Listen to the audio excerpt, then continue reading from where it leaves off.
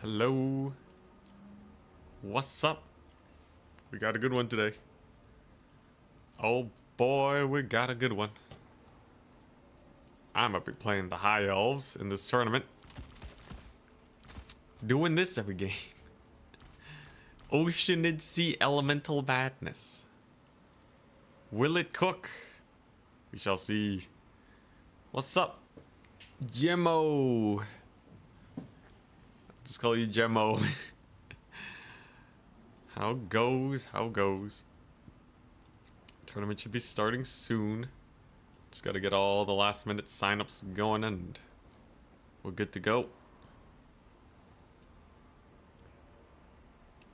Should be good. High Elves are a monster faction now. I wonder, I really wonder. These guys are kind of weird. If enough people play like Corn and all that though, I think we actually have a chance. As it stands, High Elves are the only DLC faction, or at least faction that got a ton of updates that I don't really know how to play in the new patch. So I'm very excited. Very excited to see where this one goes. Waterbending time, yeah. Alright, here we go. The bracket is generated. Goblins, round one has begun. And I'm up against Adlering. Very nice. Adler. Yo, yo. Alright, and then we can use our blind picking tool. Huzzah!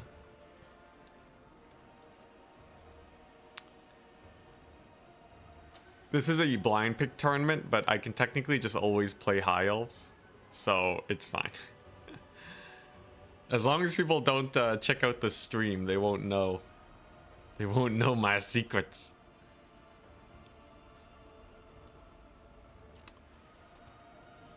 Alrighty, so gonna check. Oh, nice, we have just enough signups. Wonderful. So this tournament will count towards the tournament thingamajig, and he's gone for greenskins. Oh boy. All right. Glinty Tooth's Crag, Putrefying Carcass, Decrepit Moor. Crag is an interesting one. Moor is big map. Advanced Carcass. Let's play Moor. All right, it's time. It's time to figure out, are Oceanids truly as garbage as I think, or are they slightly better? How'd the tournament end last night? Spoilers, but we did pretty well. We did pretty good. I'm gonna be facing Boss Toss after this tournament in the best of 3 just to conclude the finals. Under the sea meta. Yeah, this is a fine matchup for all the elementals and such. So they got the physical resist. They got the, oh crap, they don't have magic damage. Savage Orc physical resist is actually good against them. That's crazy. I think let's see here. You know what's really funny though? Yeah, Naval Discipline. If you get Naval Discipline going, you can give them +5 melee defense. That's crazy.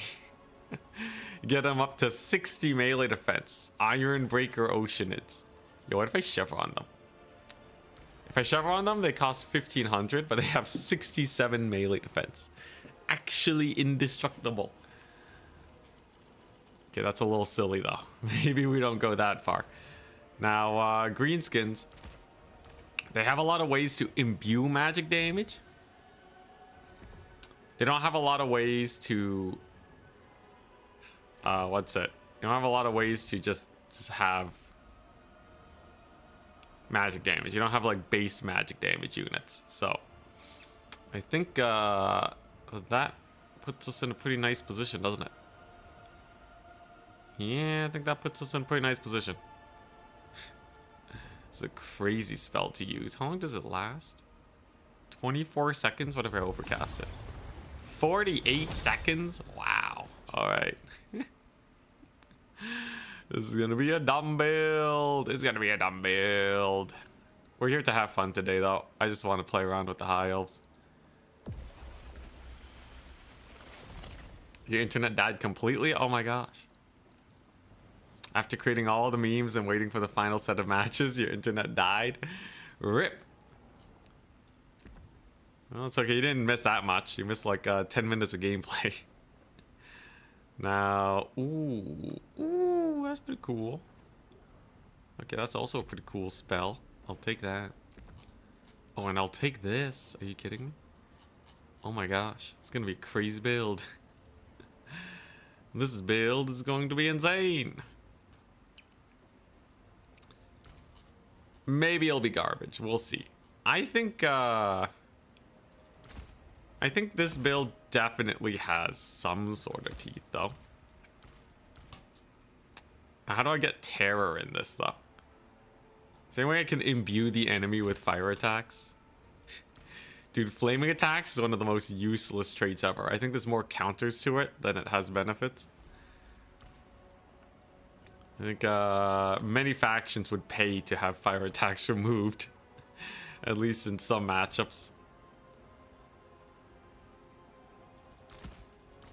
Let's see, what does this guy do? I'm trying to find someone that like buffs Oceanids in a way that's cool. Did the prince get anything new? Okay, that's kind of funny. What about this? You know, that's actually kind of funny. Holy crap. Wow. Okay, wait. This is so dumb. But it might actually be insane. Are you kidding me?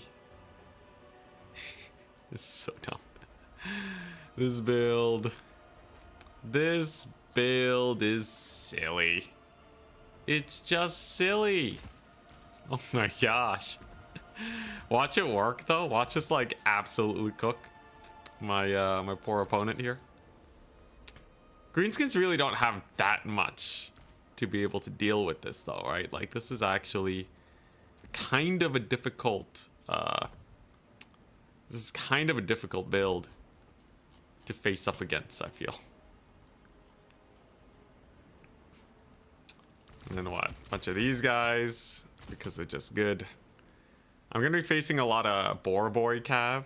I think that's the scariest part.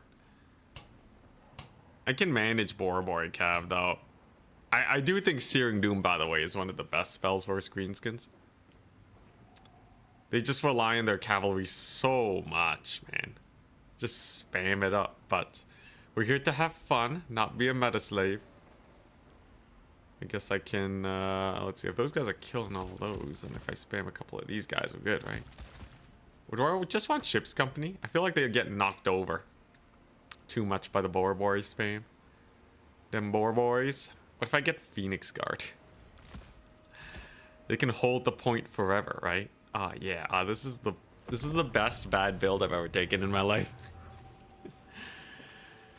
Oh boy. He might need to have mass archers, which is insane versus high elves. Can't he just like run a monster or something and just kill them all? I guess like you usually don't take a bunch of big monsters versus high elves. I don't know, we'll see.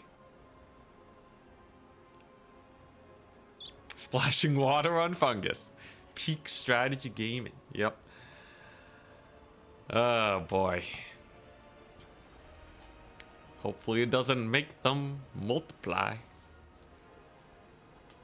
Honestly, I don't know how ocean is even I guess water is pretty brutal. I don't want to say that water can't kill you. It definitely can. Especially the big one. Look at that art. There's like a bunch of stuff just floating around in it. Just get pummeled by it. Maybe that's the explanation of why they're not magic attacks. Because you're getting hit by like debris.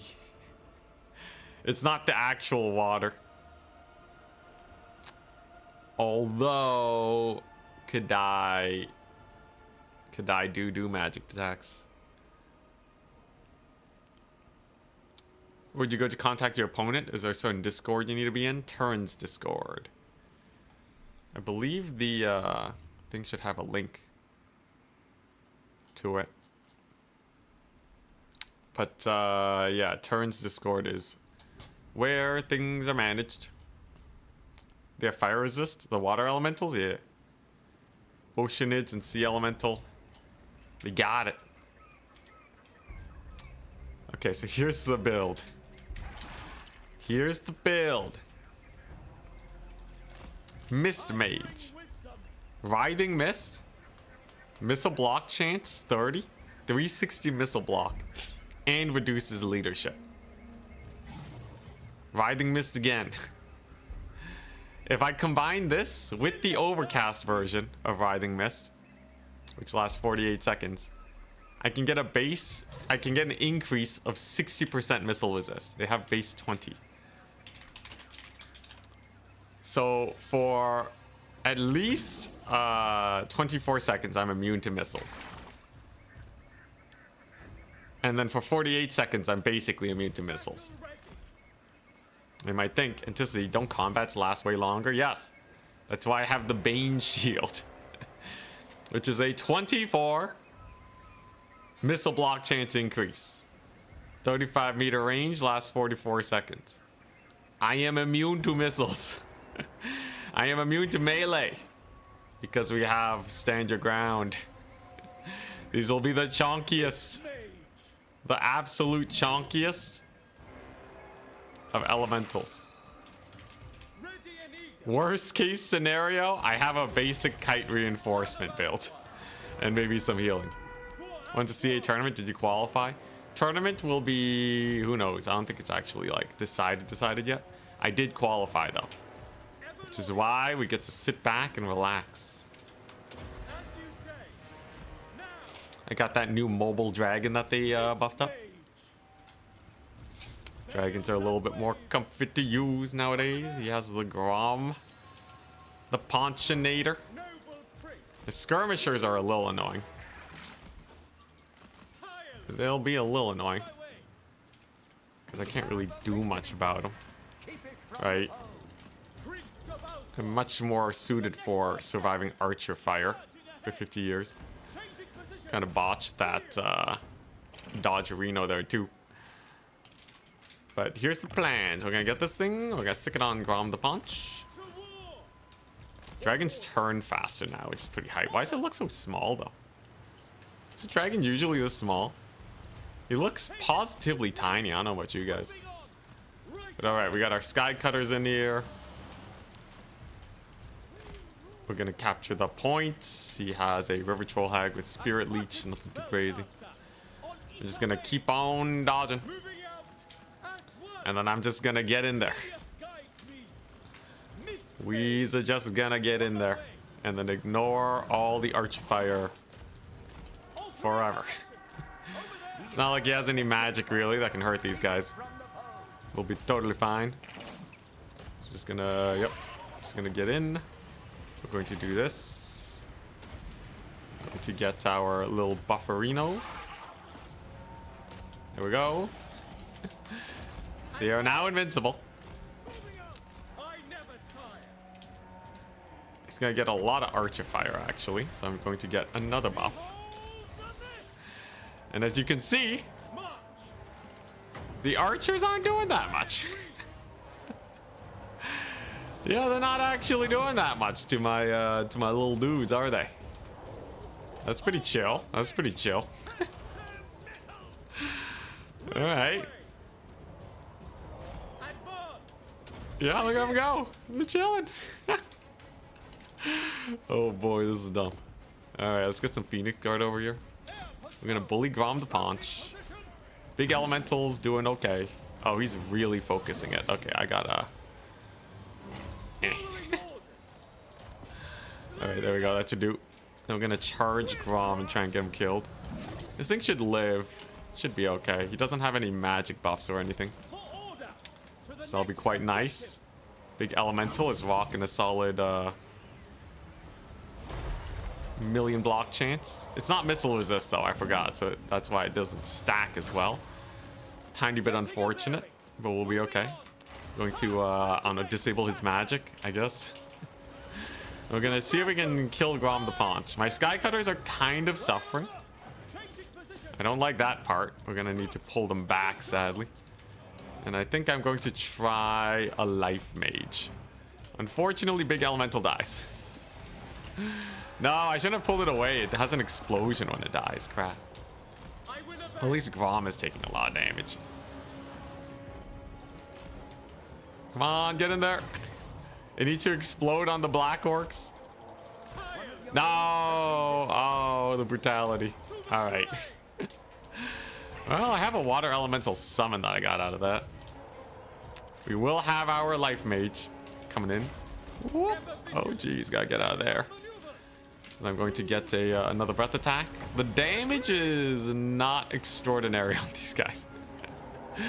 We are also triple capped. Oh, boy. And we're lagging. What is this? Come on, Breath Attack value. Okay, this was positively disappointing. This is gonna be a rough day, isn't it? Oh, come on, man. Don't lag like this. Why is that Breath Attack aiming straight at my Water Elementals? Are you guys seeing this? This guy's done with them. He does not care about them anymore. It's okay. They're strong versus fire damage. Miss Mage is gonna need to back it up. The lag, not the lag. The useless. I will find a use. Okay, I think weirdly enough, you just can't let them get shot by arrows though. Oh my god, the lag.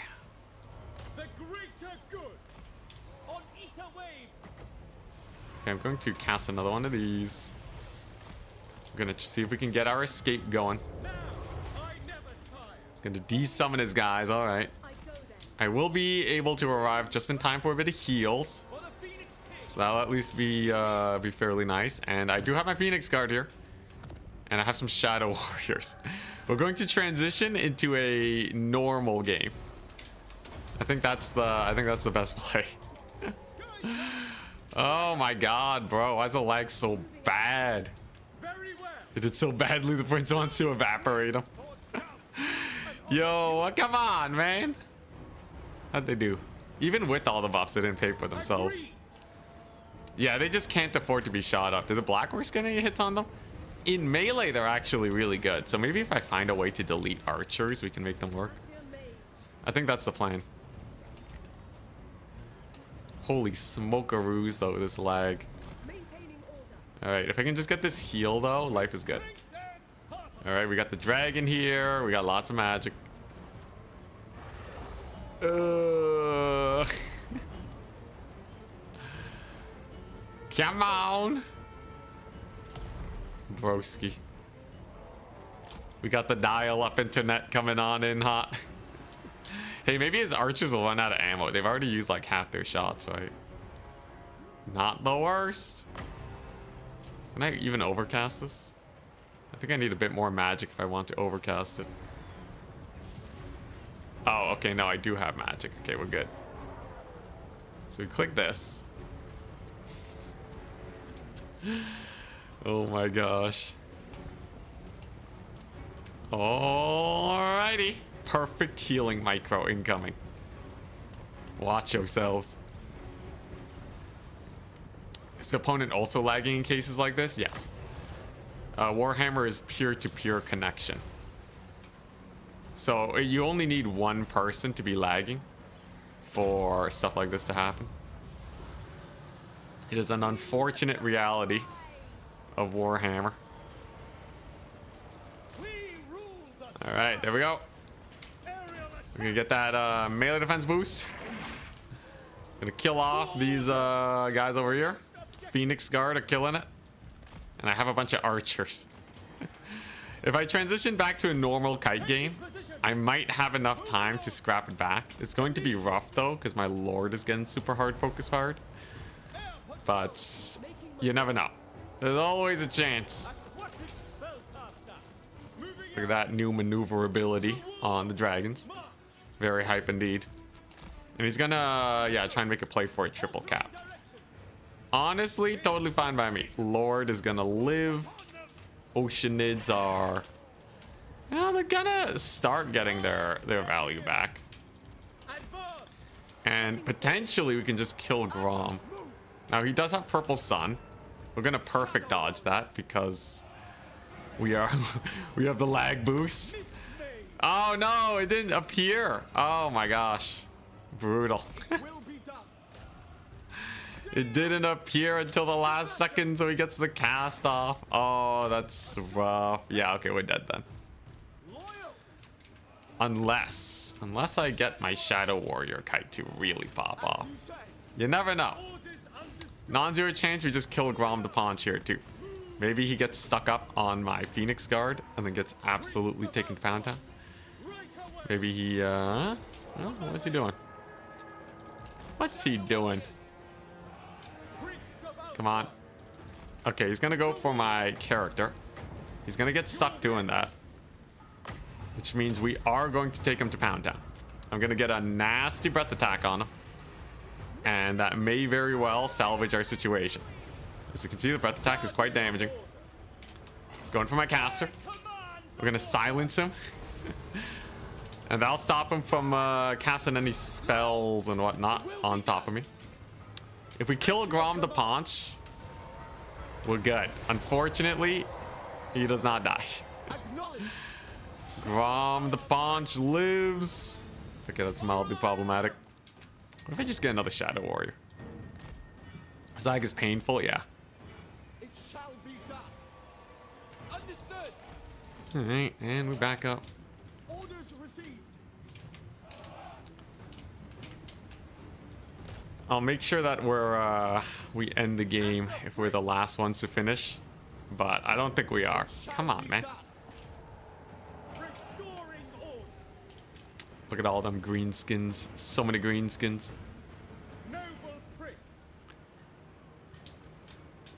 Some Lothar and Sea Guard spam. I think I have a few ideas to take out the archers. I think Oceanids are actually pretty good in just a raw melee situation. Okay, so these guys should terror out soon. Which means we can go to Grom. If we target fire him with the Phoenix Guard, that might get him dead. Embrace the lag. Embrace the lag. Here he comes. He has a full army coming towards me. But mass routes are definitely a thing for the greenskins. Oh yeah, that's a big hit. That's a huge hit. All right, Dragon Lord doing well. Lag subsiding slightly. Got that melee defense. Grom the Paunch suffering. But will he escape? Will he escape?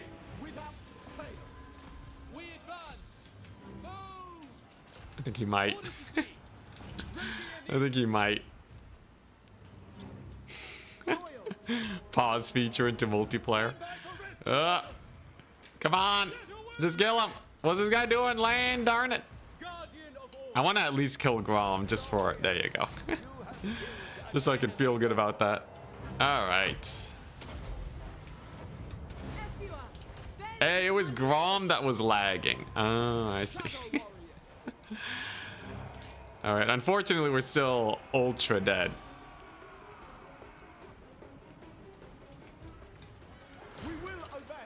Let's see here. Yeah, okay, he has too much cap. I'm just gonna concede defeat. Alright, so the idea doesn't work. The idea absolutely doesn't work. You have to kill the ranged and then go into a melee strat. I think we can do that though. Well played. If other games lag, do let me know. Alright, let's take a look. How did the Oceanids do? One of them paid for themselves. Sea Elemental did not do great though. I think, yeah, you definitely need just, instead of trying to build missile resist, you gotta route these guys. So what's the best way to route them? I'm thinking what we could do here, instead of those shenanigans, is if we go for like an Oceanid kite build, I think that has teeth. Because you can use the kite to kill all of the stuff, right? You use the kite to kill all of the archers. They have great range. Really good sniping potential. And then once they're all dead, then you just win with Oceanids. You wave that win goodbye. Oh boy. Yo, that was brutal though. Even with the 1 million missile blockchains, it didn't work. How is that possible? Doesn't the ROR Phoenix Guard have Guardian? No. I think you're thinking of Temple Guard. A L'Oreal is a good idea, though. If you just heal them, right? Like, they're still taking so much damage. You know? At the end of the day, healing doesn't fix a unit being in a bad position. I think we need to give them a good position. They seem to do really well in melee. Like, those Black Orcs didn't do any damage to them. So, I think that's the plan. Kill everything that can kill these guys. And then you're good. So, in theory, I don't even have to worry about cavalry. I think they're decent versus cav. So, what do I want? What's like a good archer buster? I think Burning Head just makes a lot of sense. Is there better stuff for killing archers? Comet of Cassandora? The ROR White Lions have Guardian? Dang, they do. Okay, yeah, I'm thinking what we want here is like... Let's see, what's like a really good archer buster? I need something that'll just nuke them off the map entirely, because I can't afford to let them rally, and I don't have the mobility. What this army needs is Marauder Bearman. Let's see here. The other option is I use Phoenix dropping shenanigans. But this is super expensive.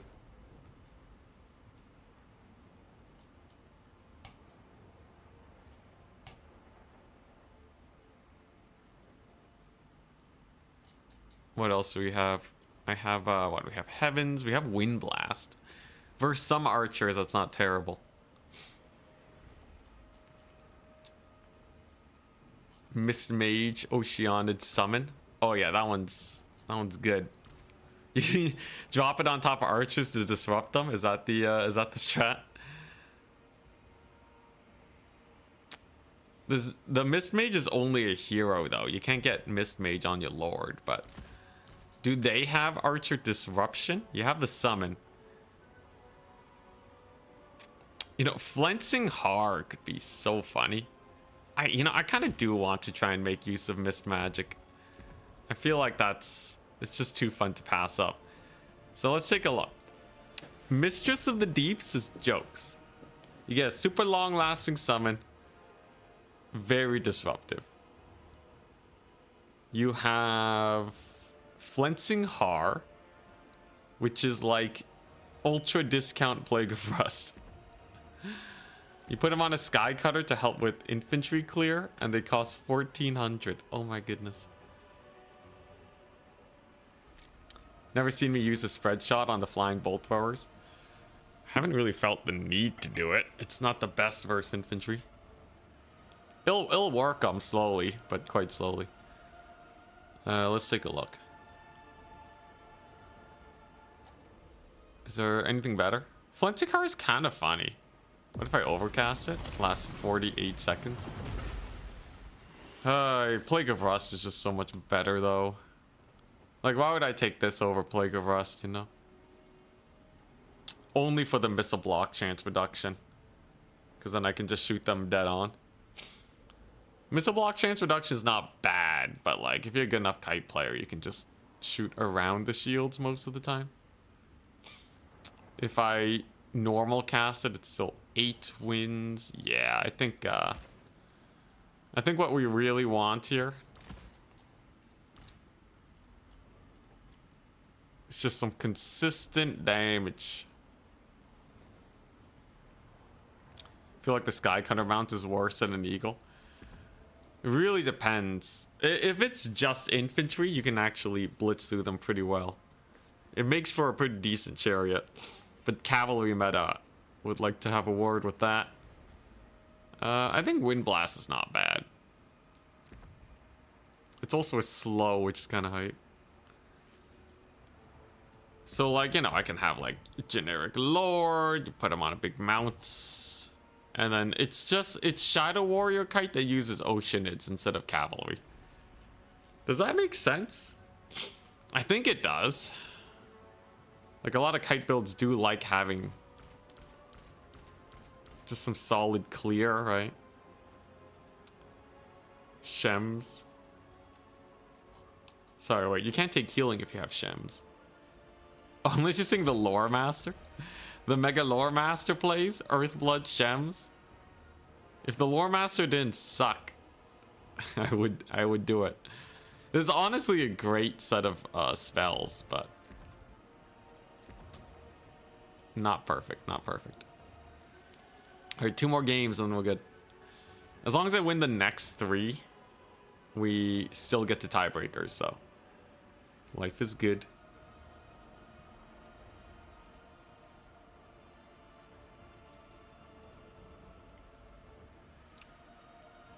How's the high elf meta overall with this patch? No one's figured out how to actually make the high elves work. People are still really struggling with the faction, so I'm trying to break new ground with them. Apotheosis with Shems? No. Apotheosis is high magic. Shems is light. But yeah, I think Wind Blast is not the worst. It also slows them, which makes it harder to dodge my archers. That's pretty smart. Some fun things we could do too. We can take the mage like so. If we do this and take the Wind Blast, we get the Book of Hoarth and the Starwood Staff. Lots and lots of magic. And this leaves me, what, 500 gold for my lord? I don't have that much money for my lord, do I? Seem like a hard counter to Corn. I think they're definitely really good versus Corn.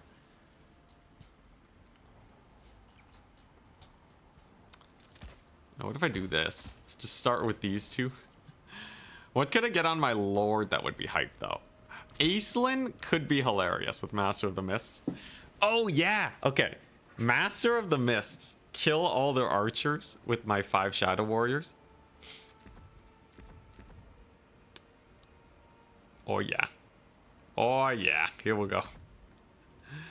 So, Master of the Mists with all my Shadow Warriors.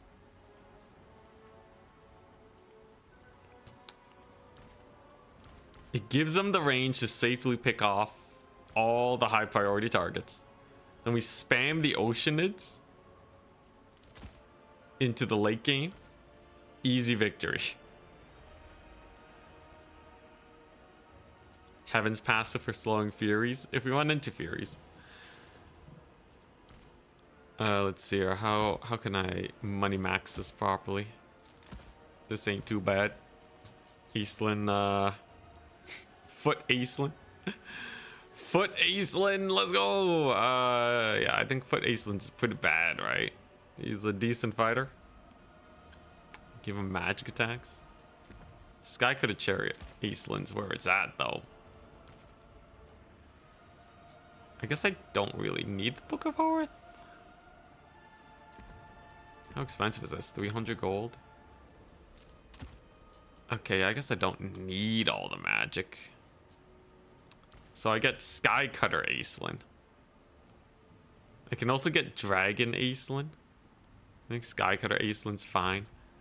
So we have these guys in reserve. We have a basic Shadow Warrior Kite, but supported with Oceanids.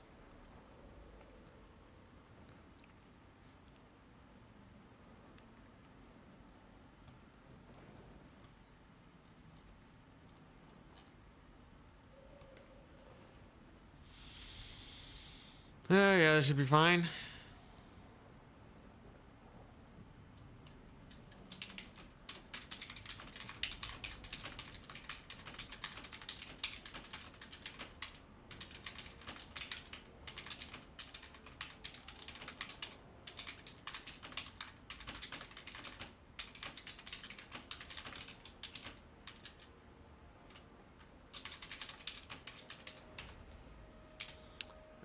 just gotta do this. A little bit of adminning and then we're good to go.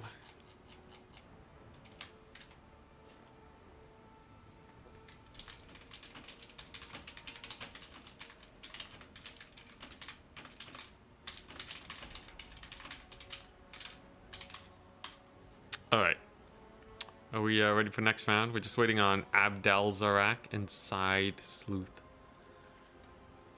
How the new high elf ground missile chariots? Ground. Are we talking about these? Oh no, just in general, not the new ones. They're pretty bad. Tyrannok chariots are terrible.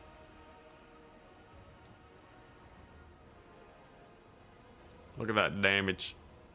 Very little damage, isn't it?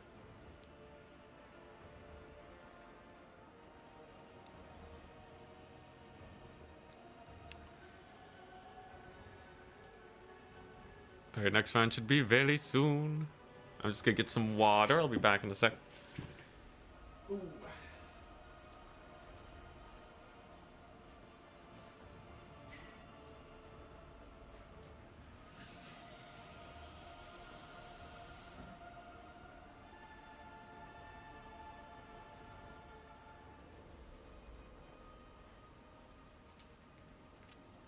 All right. All right. Better than a Nurgle chariot. Hey, at least it's not slowed anymore.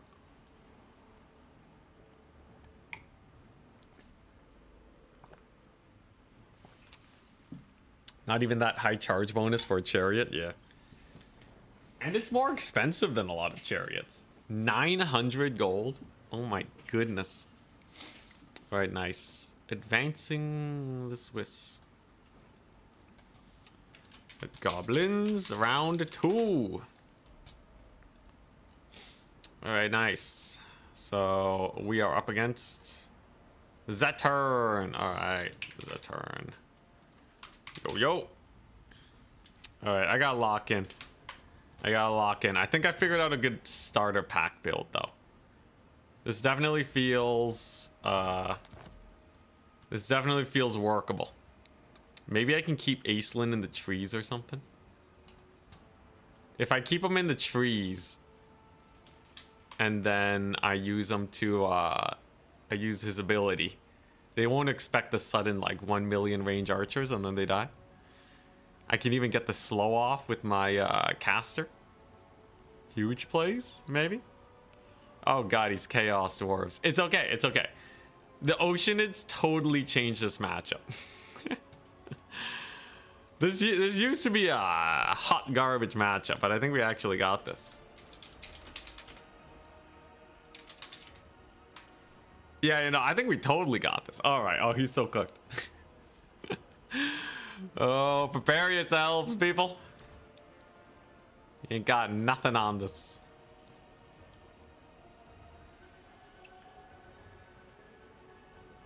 A few infantrymen to shield your Oceanid sound good. That is heretical. How dare you? Get the witch hunters. Honestly, I haven't tested it. I don't know if infantry actually help Oceanids at all. I'm pretty sure they don't, though. Like, I think you want the Oceanids taking the damage. If anything, I would embed Sword Masters into Oceanids, and I think it would be better. He falls for the bait. He picks Rapturous Expanse.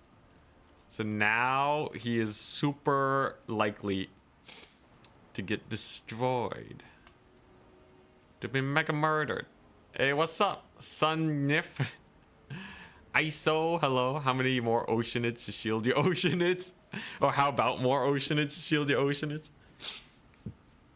If they doubled the Oceanid HP, I think they would be good. Just make them twice as effective and we're good to go. Our Chaos Dwarves have some really nasty artillery. I'm pretty sure if I just take a couple bolt throwers in the air, they can just snipe them. So that shouldn't be a big problem. Mantide spam. If Oceanids can't beat Mantide spam, it's over, man. It's so over. But I think they have a shot. At least the guns are not going to be super useful here. So not too much pew pew really to hurt him. Do I even want Wind Blast or do I want the other slow spell? I think Wind Blast doesn't do much here. I can take Awakening of the Wood and like Earth Blood instead. I think that's just kind of better.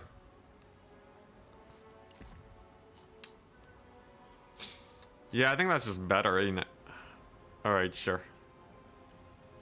So I still have a slow. I still have the Missile Barrage tech. This ain't too bad. Now, what do I spend the rest of my money on? If it's Chaos Dwarves, what do they struggle against? If their artillery dies, life is easy. But that's a big if. I guess I can take the Fireborn. Because it's just resistant to like everything. Kadai should die pretty hard too. Steam Oceanids. Oh, that would be a sick ROR. Yeah, you're right. That would be amazing. But yeah, I think if I have enough to deal with the Kadai, we're good. Kadai shouldn't be that great versus Oceanids, right? They still have that 20% fire resist. Lose all the physical resist, but I'll take what I can get. Yo, Kadai v Oceanids? Come on. Oceanids have to dumpster Kadai. If they lose to Kadai, what even is the point? Also, by the way, Kadai are just way better than Oceanids, just a heads up. Okay, seriously though, what are my options? I guess Bolt Thrower Sky Cutters are not the worst. He's gonna have some Hobgoblin spam probably, so I need a little bit of cav to deal with that, but this should do. I think we'll be fine. Ain't no way Zeturn can defeat the might of the ocean.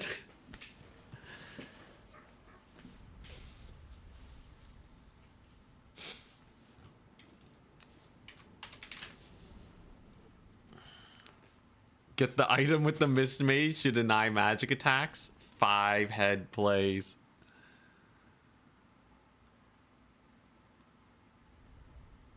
Can you take more than one SE Oceanid? You used to be able to, not anymore.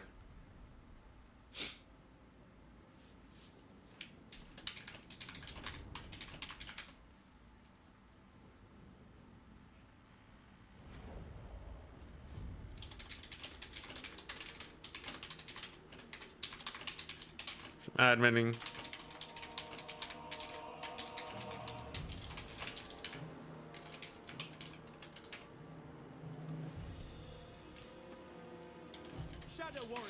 Alright, so here's the play. Shadow Warriors, they chill here.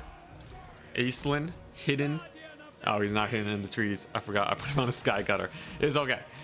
Acelin out in the open for all to see. Alright. And then we're good. Ready. So the idea is, if I can just kill all of his stuff. If I can just kill all of his range with these guys, the Oceanid should cook. It's basically putting them in the best position ever, right? If he has artillery, we deal with that pretty easily. Master Odamists. He does have a death streak. He has a double death streak. Okay, that's fine. I just have to get close enough is all. Now actually getting in range is a little awkward, but I think it can be done. Come on. I gotta get there before he shows up. I want him to target me with those death streaks. Come on. Yes. Okay.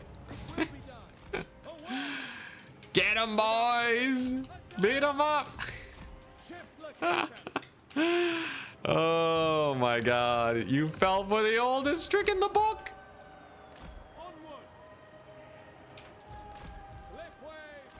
Oh, very nice. Very nice. Come on, one more volley. One more volley here. He gets a Searing Doom. It's not gonna save him. Great success. Great success. Oh my goodness. That is so expensive. That is so ludicrously expensive. That is brutal.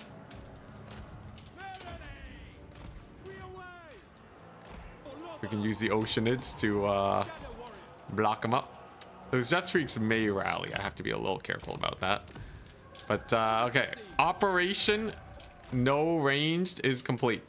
So now all I gotta do is just send these guys in.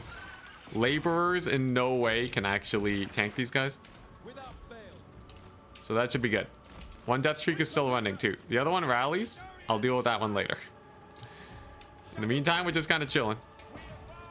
I'll get Aislinn on top of them. That should do. But like his blasting charges are not going to kill these guys. That's for sure. Going to get another Reaver here just to bully them. His Hobgoblins are in disarray now. And the Oceanids can now begin to bully his infantry line. Oh, he's shooting at Aislinn. Oh, and he gets hit. Nasty hit too. It's not the end of the world though. I think we're still chilling. I just have to be a little careful about these artillery pieces. We're gonna have to hide. Hide behind the terrain. Oh. Oh, all right.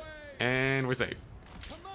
Operation Aislinn. It's commencing. Back to the skies. Speed boost.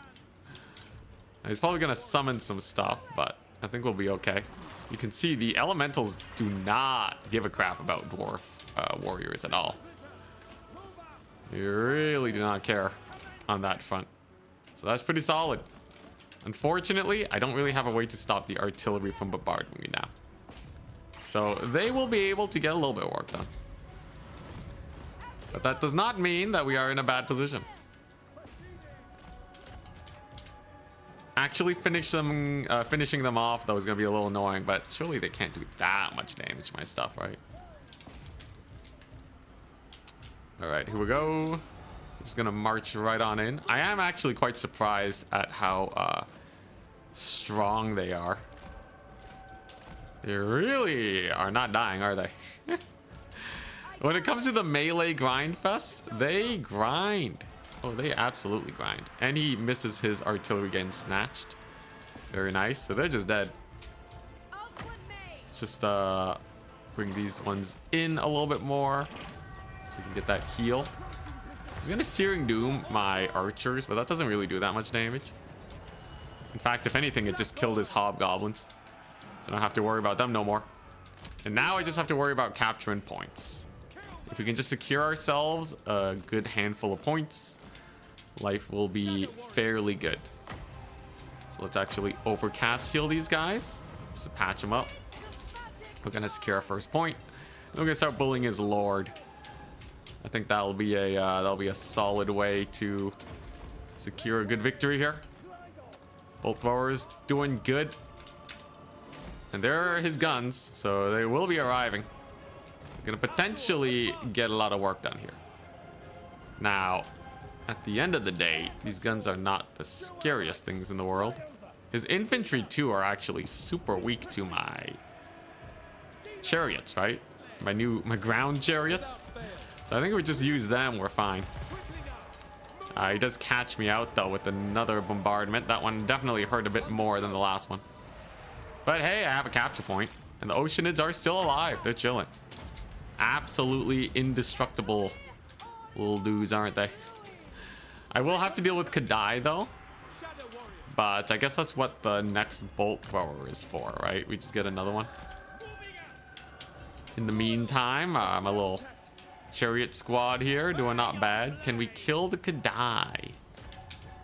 The answer is in 4 shots. In like about 4 shots. That's a reasonable amount. We have our other bolt thrower over here. They'll get some work done on them. Oceanids, they have secured the point. Come on, Shadow Warriors, you got this. Gonna pop another heal on these guys, as they are my most expensive units. And then we're going to start cycle charging his infantry. We do that well enough, we're good. Kadai are definitely taking a lot of damage. They don't like those Shadow Warrior barrages, though they will be killing most of them. I think with our fairly solid lead, we're sitting pretty comfortable. Nasty Searing Doom drops though. Doesn't do a lot versus monstrous units, however. So that's pretty chill. And here we go. It's chariot time. Oh, it's chariot time. This game was kind of close, though. It was a little too close, considering I annihilated all his artillery at the beginning of the game. But it's not the worst. The Oceanids really did well. They're kind of like Longbeards. They're like the ultimate slow grinder unit. Yeah, they're like really expensive Longbeards. So I don't know. I don't know how I feel about them. Maybe they're hype, maybe they're not. It kind of depends. Jeez, these Chaos Dwarf Warriors are gonna be annoying. I think I'll just turn on Fire at Will. Just blast them. He has some Bull Centaurs here, alright. Not a big deal. You know what we can do? We can just kill this guy with my Sky Cutters. Sky Cutters have insane melee stats, so they actually cook them pretty hard. These guys have no charge defense, so they're just going to counter-charge these guys. I'm just going to charge his Infernal Guard, and life should be fairly comfortable. In the meantime, over here, a couple Chaos Dwarf Warriors, not a big deal. Gets a nasty final transmutation, but I don't think that's going to stop us. The Oceanids. The Oceanids! They took like no damage from the Bull Centaurs. Maybe half HP. Not the worst. Oh crap, he's turned about face. How the Sky Cutters do inverso shots. It's honestly not the most painful thing in the world. If I can catch them while they're on the move, maybe we can just blitz them. Blitz through them? Not the best. Pivoting is a little nasty. But we've killed off his Lord. And with him dead, I think we really don't have that much to worry about. Eastland can simply escape. We'll go ahead and capture that last point. This is a very hard build to micro, by the way. I'll tell you that. Did that heal just miss everything? I think it did. Well, that was unfortunate. It happens up. All right, nice. What are we looking at? Oh, what the? How'd you rally, bro? Well, I guess that's honestly good for me. It means I can actually kill the dude. There's the triple cap. So I get one last Searing Doom, but we dodge those. And then we're going to try the scatter shot on the bolt thrower to see if it actually cooks. I doubt it. But you never know. It's not the worst. It's definitely getting a bit of damage in. These guys don't do a lot of damage to Fireborn, by the way, because they have fire resist. Fireborn are beautiful. Really? He's gonna live? Aw, come on, man. We can't be having that. Come on. One last shot. Boom. 34 HP. What a ripoff. How's the bolt thrower do? Pretty bad. Yeah, the scatter shot on the bolt thrower, I don't like it. Not a fan. Not a fan. Overall, though, pretty good game.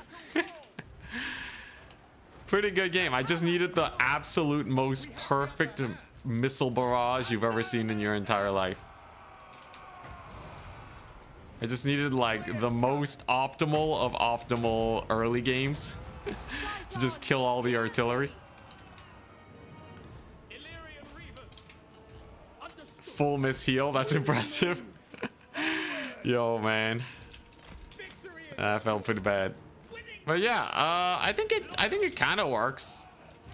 Like if we check the value on the Oceanids, I'm pretty sure they cook pretty hard. Let me see. Nerf Acelin too strong. Let's see. The Oceanids got 1,200 and 1,000, and this one got 1,300. So like in melee, if they only have to worry about melee, they're actually really good.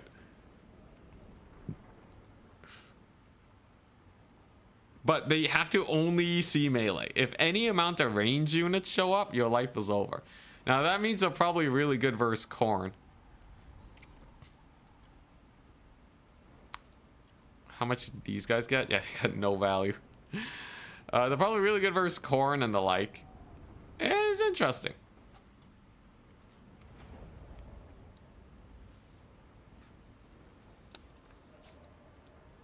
Yeah, they paid for themselves.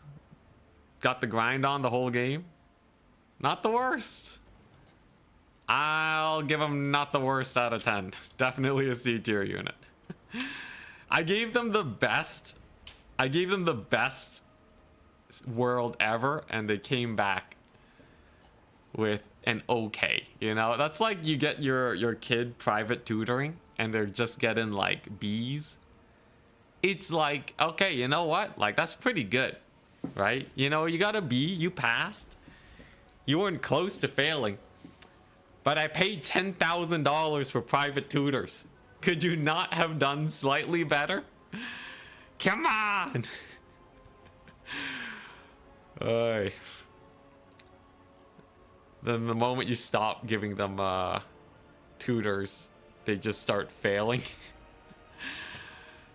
It's an interesting position. We'll see if we can squeeze out a bit more. That was maybe B plus material. Skycutters C mid. Yeah, I don't think I microed them super well.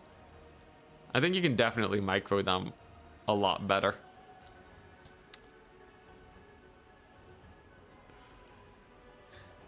Disney's inner Asian parent is coming out. Thought it would be a good matchup for them. Yeah, this was a pretty good matchup. They did pay for themselves and some, so like that is nice.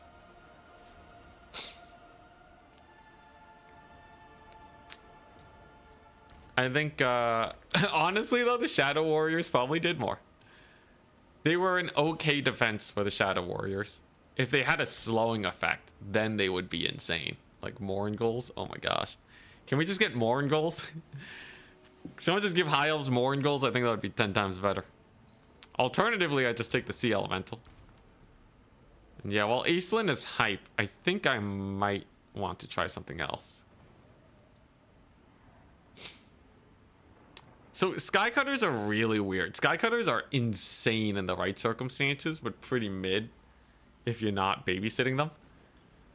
You need a lot of micro to make them work well, and I'm not a chariot god, so it's a little awkward. I think I might even want to start with them landed.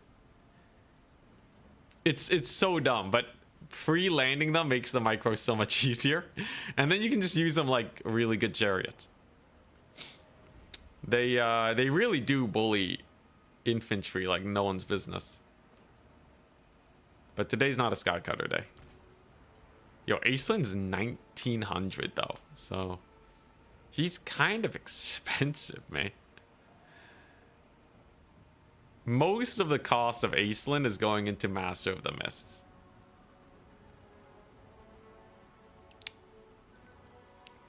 High Elf Chariot maxing when? CA limits chariots to 4, sadly.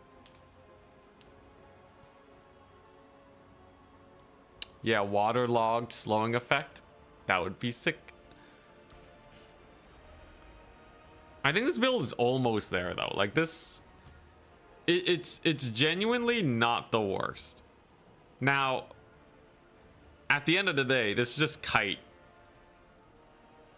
Right, like the first and foremost thing that we got going on here is it's just a kite build. Though I do wonder if we do something like this and then just get like a stupendous number of archers to just counter shoot. He basically has, like, they'll have to get cavalry in the backfield to deal with this, right? I don't think I need Acelin either. Like, I think if you just go Oceanids as your front line and then just a lot of archers, that already gives them a fairly annoying situation to deal with. Still go Lore of Life. Don't need most of these abilities. I think it's just a foot Earth Blood caster. Could upgrade them to a Great Eagle though, for a little bit more routing strats. But yeah, I think if like it's a low armored faction, you can just go mass archers.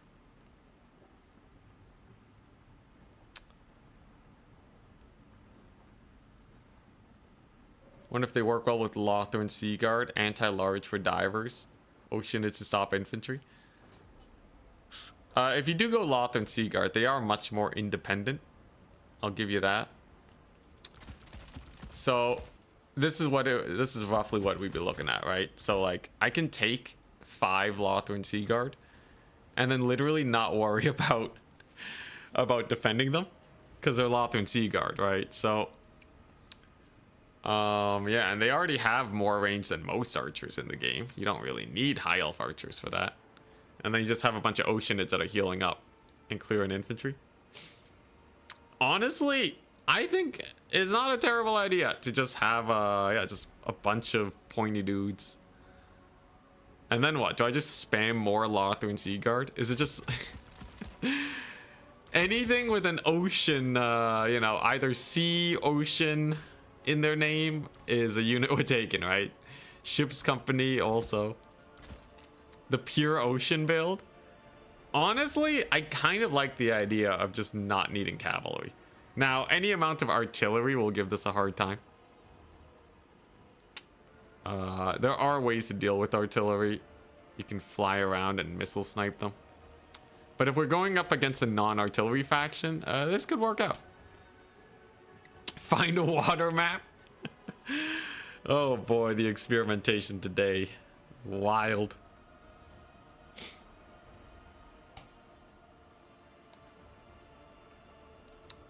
Oh, hell yeah. Sea Guard have aquatic. Yo. Yo, they got aquatic. Let's go. If we find a water map, we're set. That Nurgle map is actually pretty heavy in terms of aquatic. So if we play there, it's insane. Yo, we need more maps with water, man. The thing is, there's so few factions with aquatic, it just skews super hard for them. But OP aquatic spotted. Frost Phoenix. They really combo well though. I don't have a lot of slows. But yeah, the idea is all my units are fairly independent. These guys need the archers to die, but these guys can kill them. But like otherwise, we're kind of just sitting there. It's just the artillery. I think if we see artillery, life gets a little bit more awkward. How would I deal with that? Either we just march forwards and just fight, but this is not a rush build. It's an Oceanid Sea Guard build. Nothing about this is good at rushing. Let's see here. I could use the Murworm. Distraction Carnifex on all the archers. And then use these guys to clean up the rest. It's fitting that the Oceanids are a good cleanup crew. There's that one CA map that has like... Oh, yeah, the pixel of water. It's a snow map, right? Oh boy. Any reason to replace Acelin with the Sea Lord? What does the Sea Lord have? Sea Helm. Oh yeah, he has the he has some fun buffs and debuffs, I guess. Aquatic Cavalry. Oh yeah, we don't have aquatic cavalry. Scurvy dogs are the closest thing. One eagle bolt thrower for artillery disruption. Yeah, but like, will that really work? If they have a cannon or something. How good is this at sniping artillery?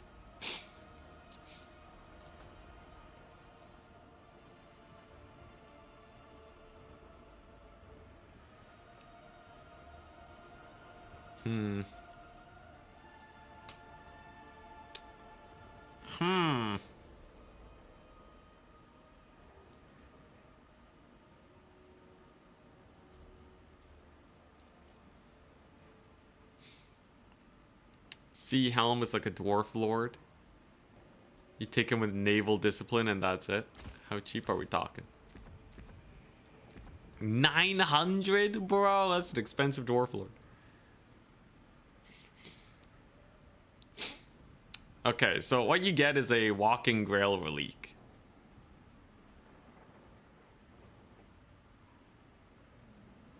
Imagine being down so bad on lords, You just take a walking grail relic. I guess it lets you take a lot more infantry. You still have to take a spellcaster though. But naval discipline is kind of cool. You can go for a Bretonia-esque style. Get that melee defense through the roof. Maybe? Maybe? If you want naval discipline though, you just take ship's company. It's like so much better. Like 50 billion times better. I think I'm sticking with this. Sticking with something like this. Rangito and Abdel are still fighting.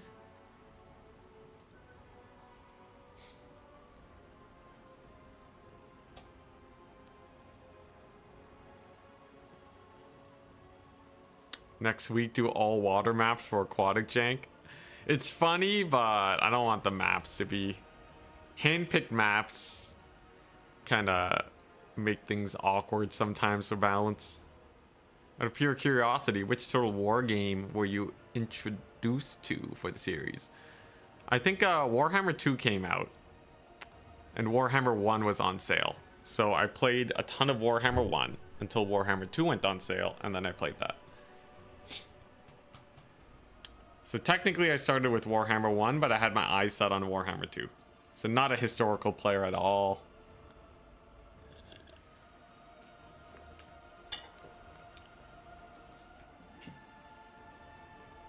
Timu Alberic. What, on the sea helm? It's 15 meters! It's 15 meters, man! That's so dinky. That is absolutely Timu Alberic. It doesn't give you a speed boost. Oh my god. 15 meters is so small. That is so absurdly small. Wow. Oh my god. That is bad. That is terror bad. Oh nice, we can advance Swiss. Round 3. Fight. I'm up against Zeturn again.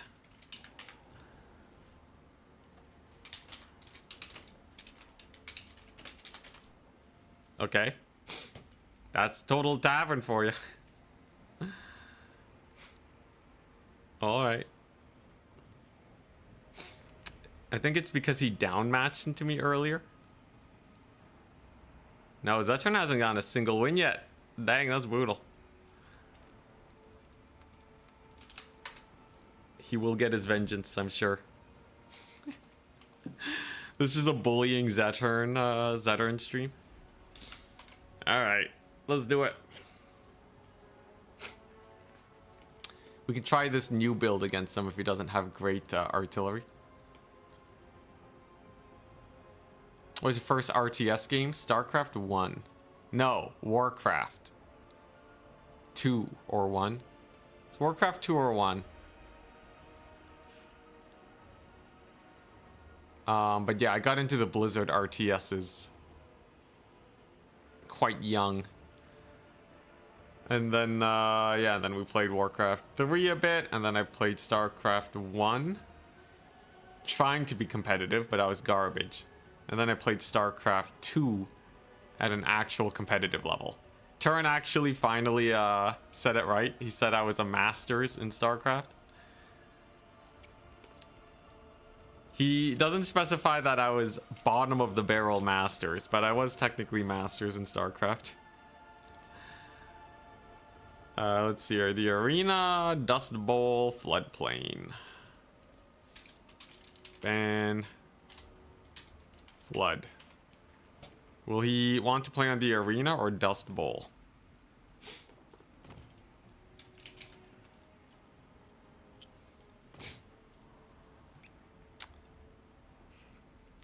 This should be an interesting fight, by the way. I wonder if we're going to see a lot of artillery. He should have a hard time killing the Oceanids. It was actually kind of crazy how hard it was for him to actually deal with them. I do wonder if the Kadai will pose a big issue.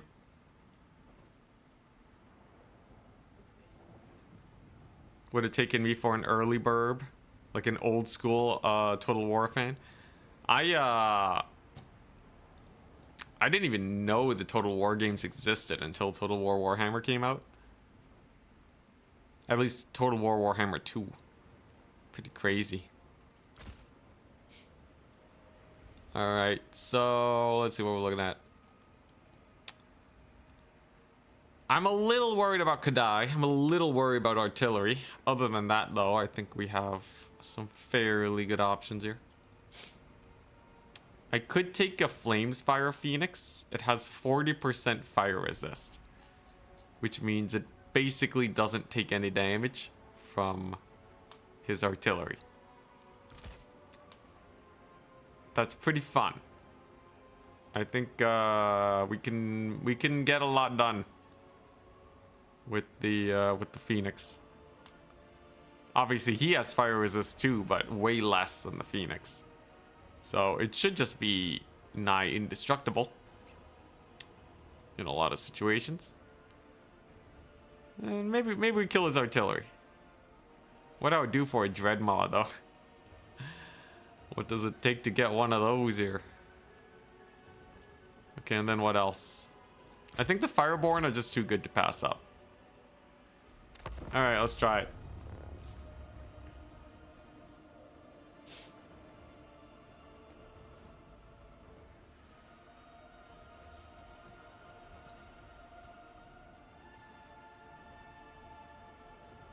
Go Lions.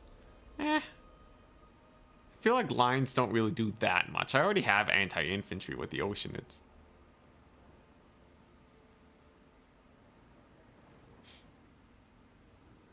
Always curious where people first start off. Yeah, Command and Conquer. Oh my gosh. Super old school. I think if I was a little older, I would have caught that Command and Conquer wave. But nah, StarCraft 1. The thing is, I caught StarCraft 1 not like on launch. Like, for me, StarCraft 1 already existed.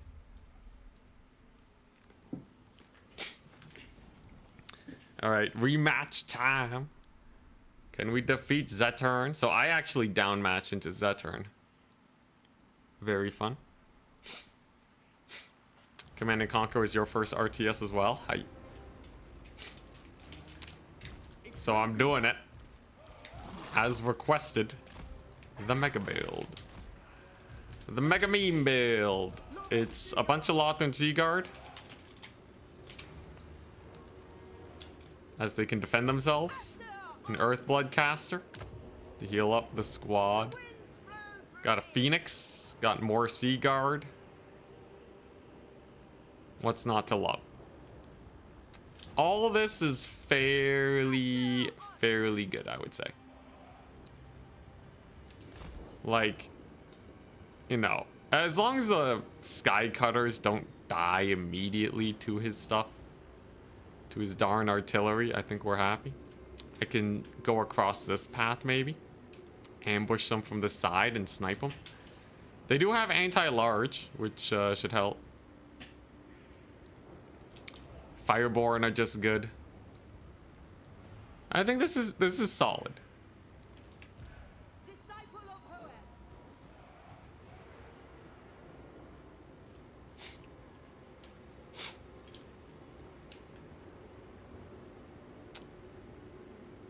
Megalomania as your first RTS? I haven't even heard of that. They can swim in blood. I think this actually doesn't count as aquatics. It looks like aquatics, but it doesn't have the symbol for aquatics. Oh crap, he readied up. Yeah, it doesn't have the symbol for aquatics. But yeah, so this is a double death streak. So he just wants to go same old, same old. So I don't want to start getting poked by death streaks off the bat. That just kind of sucks. 2 of them is very annoying too. I know my front line can hold against him, and he went for a metal caster. Got that Sear and Doom. Alright. But yeah, I gotta be super careful about these. Now, they do fire damage. So these guys resist 40% of the damage from the death streaks. Not bad. We're just gonna give space because I kind of need to just summon in my counters right now. I really don't want to just lose to this stuff. While we're waiting, I can do some adminning because someone just messaged me.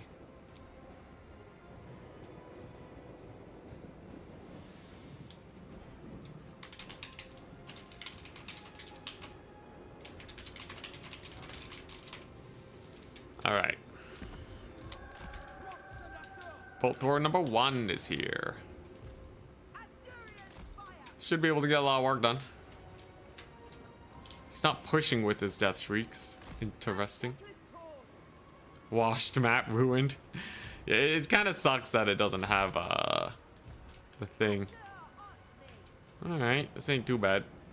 Is he gonna push with the death shrieks or is he gonna turn over here? The real question. I know my archers will probably be fine, but I don't know about my oceanids.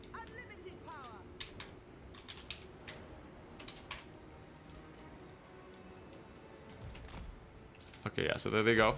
The turning. So this is a good time to make my play. If they're gonna turn here, I should be able to... I might even be able to squeeze through here. Just along the edge of the map. And then once I get into position to start shooting them, we're good. If they're stuck shooting my sky cutters, life is generally good for us. I would much rather have that than them killing my elementals. Let's go ahead and capture this point first. I'll use my archers here to bully a couple of these guys. Locked Seaguard, they're pretty great for that. And it looks like my opportunity to get here is looking good. Now he's going to start targeting my infantry. They can dodge though. There they go. Searing Doom doesn't do that much versus infantry, so we're pretty happy. There's another shot, and you just keep dodging. Long as they stay on the move, life is pretty comfy. Skycutters absolutely will get a lot of work done there. And the shots are looking decent, so let's go ahead and get the Flamespire Phoenix out. Going to dodge again.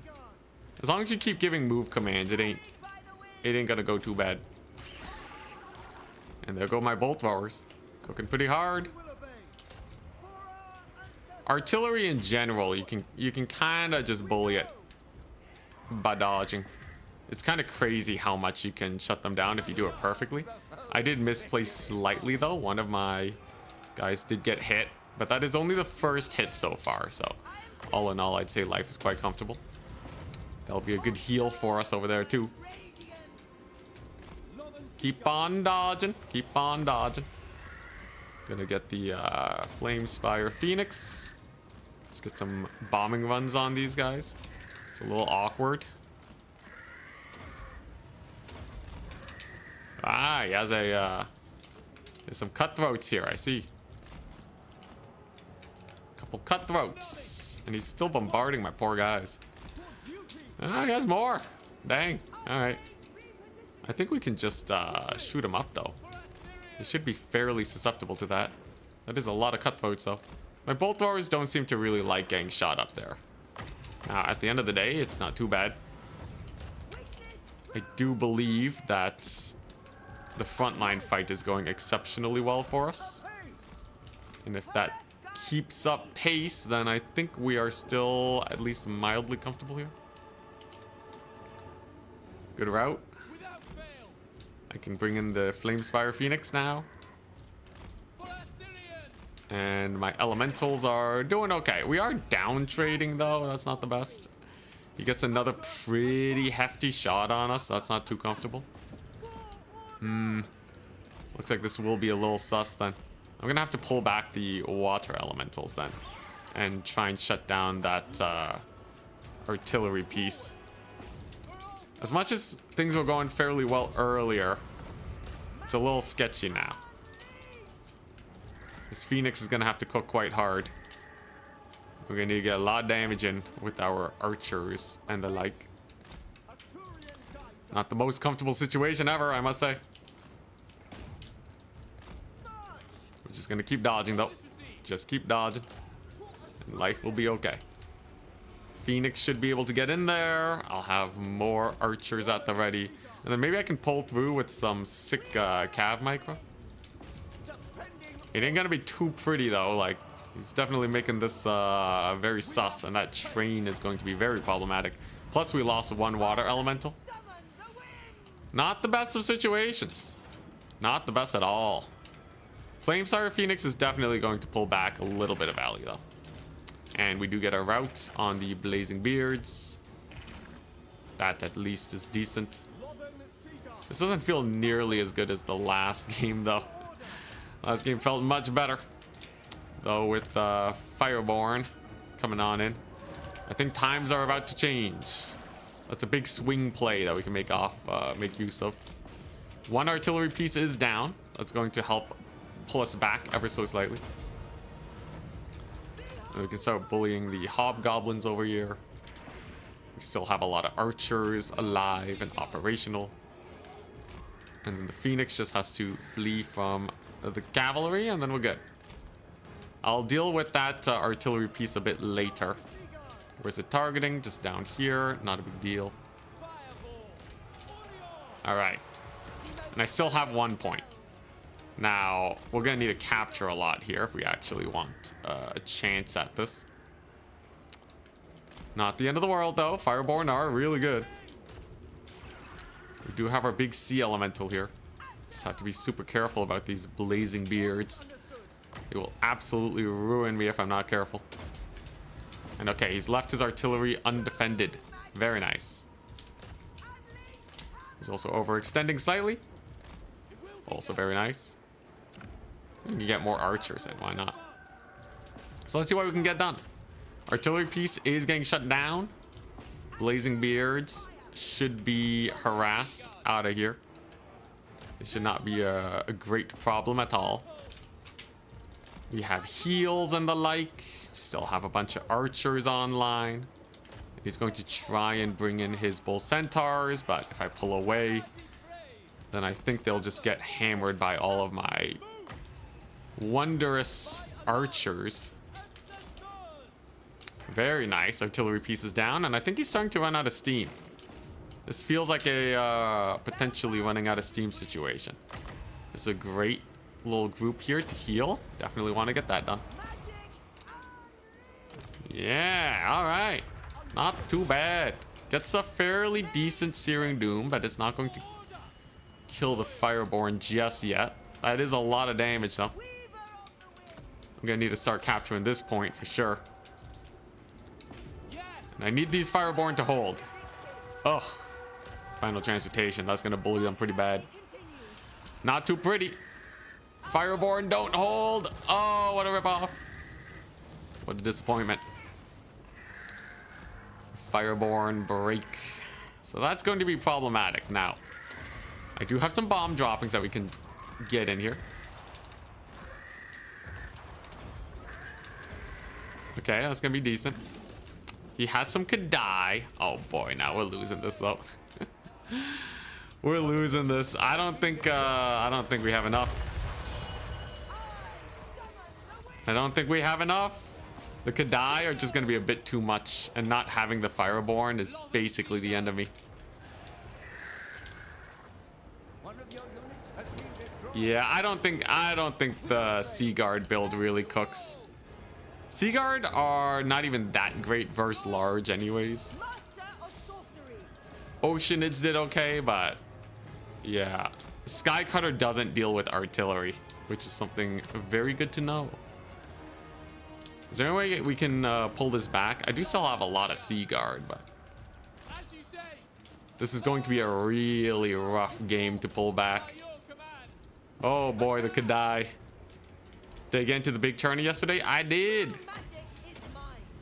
Today though is definitely not going so great. Today's pretty brutal. Dang, man, dude. I was wondering if I could just dodge him up, but yeah, it just didn't work out that well. Sea Elemental was cool though, like he kind of just chilled. I think this was winnable, but I would have needed to play very well to actually win this. Like even with my opponent kind of just losing, his artillery pieces for very little. Still just didn't really go that well.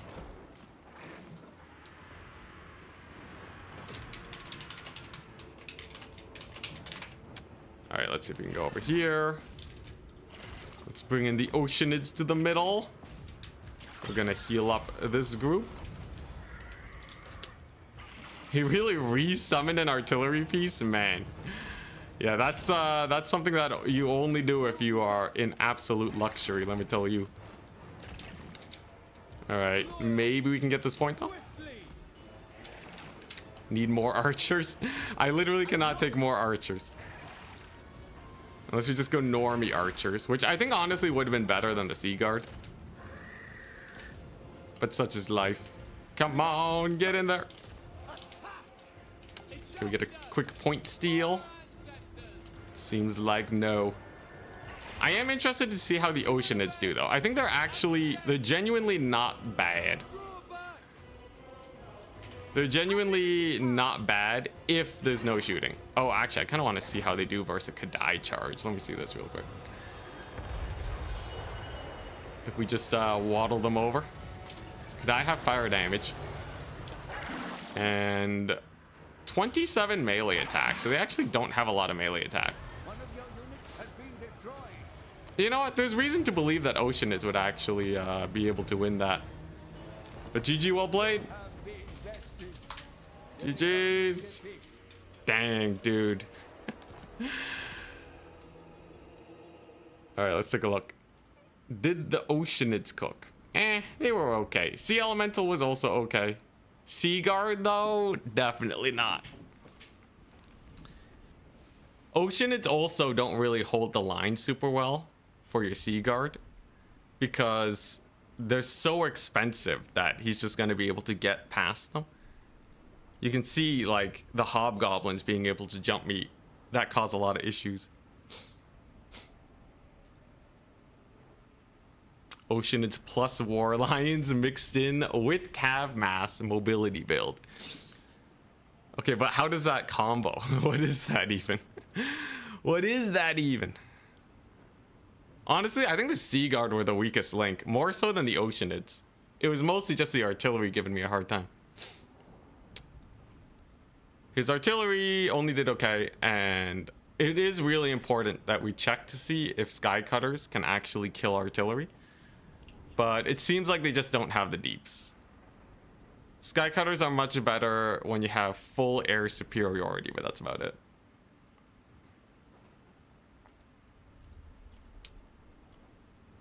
Good learnings, though. Good learnings. Imric Rush time. The dread Mega Imric Rush. Yeah, I think if you go for like a mass archer build with Oceanids, how does that compare to like a mass archer build with Ship's Company? I think the Oceanids will probably uptrade a bit better. And if they're full rushing you, they're not going to have a lot of ranged. So there's reason to believe that a build kind of like this can do well. You feel like every strat with Oceanids is better once you remove the Oceanids? I think specifically against armored infantry. Like shielded armored infantry, Oceanids are perfect against.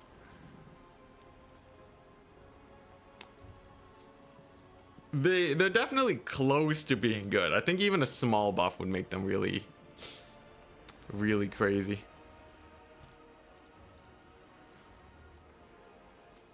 But you can only take 3. They're fairly expensive. I'm still going to try to make them work, though. I think a mass archer build could potentially get you there. You still run into the issue with the whole artillery thing, but yeah.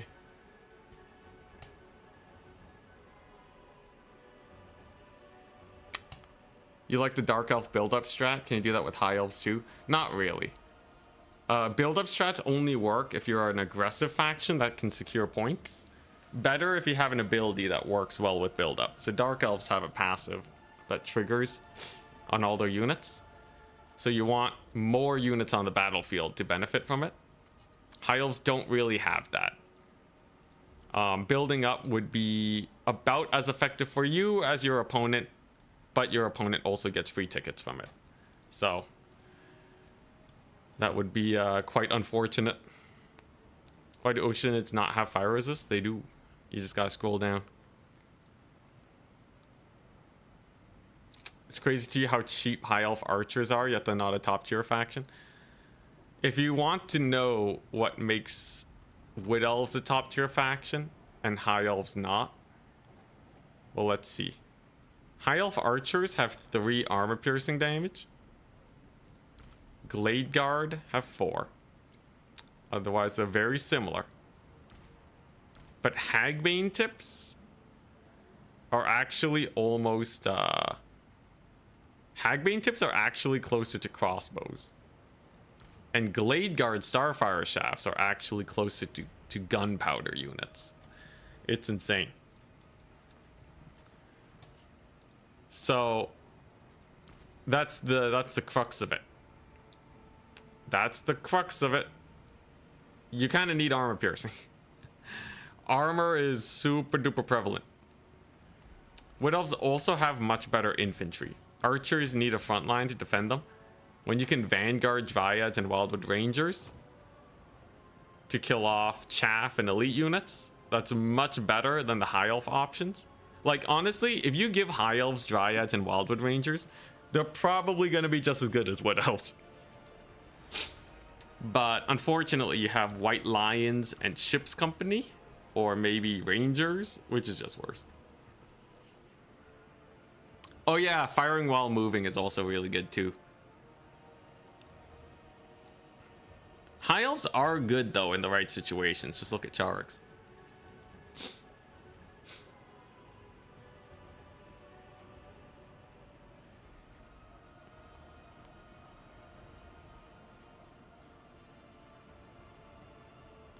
Yo, Crimsang, I have no idea what you're talking about, man. Let's just stay on topic, man. I don't know what you're... I don't know what you're talking about, man. But, please do stay at least roughly on topic.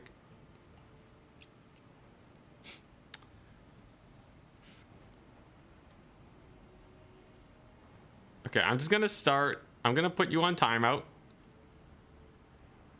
Because you didn't listen. And then I will, you know, when you when you're good, you can come back. I got nothing against you, man, but let's just keep it on topic. I'll see you in 1 minute. Does High Elf Princess have an Arrows of Kurnos like ability? No. Oh, technically yes, but it's not nearly as good. Any tips for playing Kislev? Yeah. Get good with your Cav Micro and don't rely on Lil Grom so much. The moment you start cutting Lil Grom from your build, the better things will get. Put your Lord on a Frostworm and take Hawks of Miska and Hailstorm. And then you're good, man. Or yeah, either Hawks of Miska or Hailstorm. And then you're great.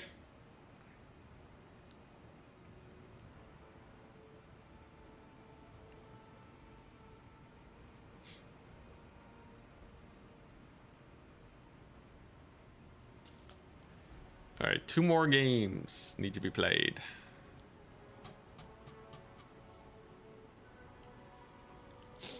I've messaged Boss Toss too. I know he might be busy, so if we can get our best of 3 going, then I think that'd be very nice.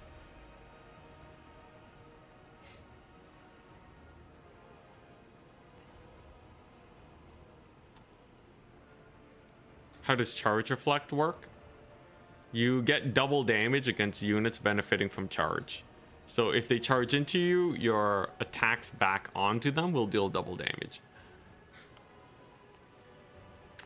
Which is not really what you think it would be when it says Charge Reflect, but that's how it goes. Yeah, Wood Elves just have a lot more tools. Honestly, High Elf Archers are really good. So High Elf Archers are 450, right? And they have 10 more range. 2 more ammunition. I think Wood Elves would absolutely take High Elf Archers if given the opportunity, though fire while moving is a big thing. I guess these guys just have more damage too, right? High Elf Archers are 16 and 3. These guys are 18 and 4. Oh, never mind. No. No, Glade Guard are kind of... Glade Guard are kind of stacked.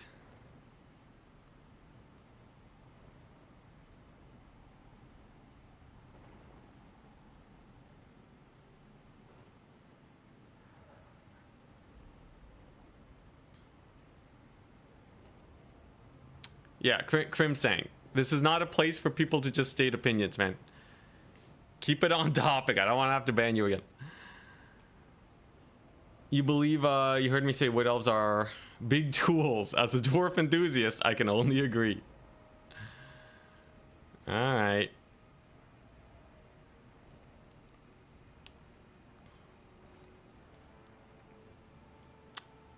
He asked for it. Rangers being more expensive than Dryads is kind of crazy, yeah.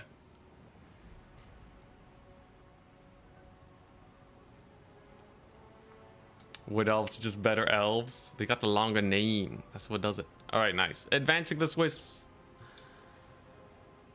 Let's see here. At Goblins. Round 4. Alright. We're up against Adlering again? Oh my gosh. I face the same people. Twice. It's endless. That's how it be sometimes up. Alright, let's see if we can get one more big experimentation. To host might help lag.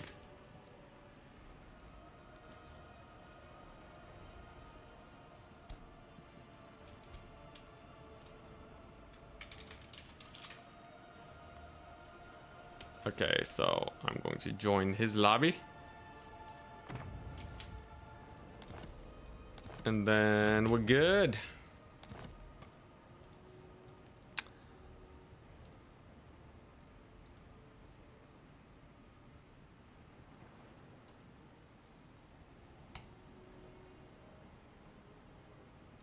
Demons of Chaos. Okay. Interesting. How do we deal with Demons of Chaos? What map are we on? Chateau Rockfort, Imperial Road, Celestial Lake, and Celestial.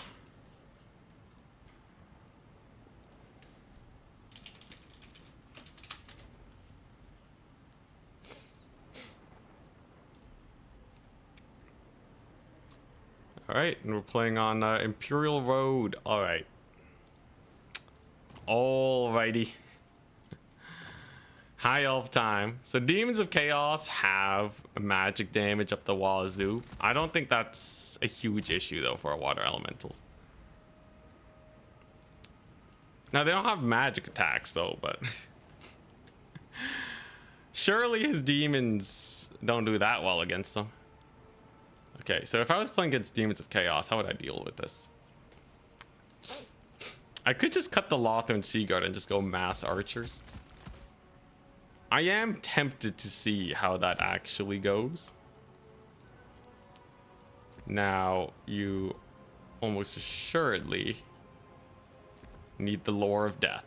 If you're going up against demons, seekers, and all that stuff, super annoying to deal with. So definitely we got a little bit of death in there. 20 stack of blues. Just blues and pinks hard counter the sea elementals.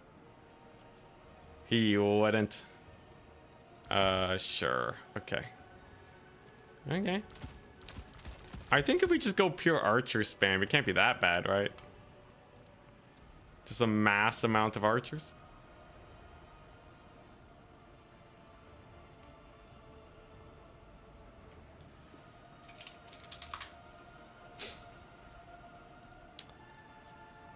What else do I want? What, Seaguard spam? Demons of Chaos don't really like just a ludicrous number of archers. And then what if the only front line I have are the elementals? This could very well be a terrible idea. This is not something I would recommend you do, but on the off chance that this actually works, you know, maybe we're getting somewhere. I'm just kind of hoping that the ludicrously high melee defense on these units makes up for their, you know, physical resist not working. Tyrannoc chariots. We're doubling down on the memes today. I'm going to just get a bunch of these. All right. You know, I almost want him to hard counter me just so I can see how this goes. Elementals against chaos, magic damage everywhere. They are cutting through 30% of their physical resist. But we'll see. Savage orcs are good even against magic attacks. Right? So, you know, if their stat line's good enough, we're just fine. We're just good. Bloodletters are anti-infantry anyways. There's no anti-large demon unit. Not really anyways. So maybe this works.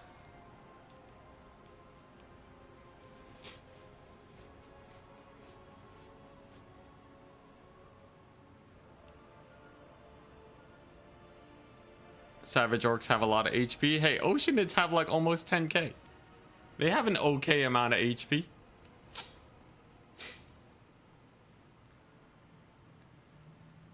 Are water elementals good into chaos dwarves? Not really, because you kind of have a lot of other issues that you gotta deal with. Like high elves, they kind of want a way to deal with artillery and trains, and water elementals don't deal with artillery and trains. Though they are technically good against dwarf warriors. So if someone's just man-tiding you, I think that's like the best. They are genuinely not bad at dealing with that kind of stuff.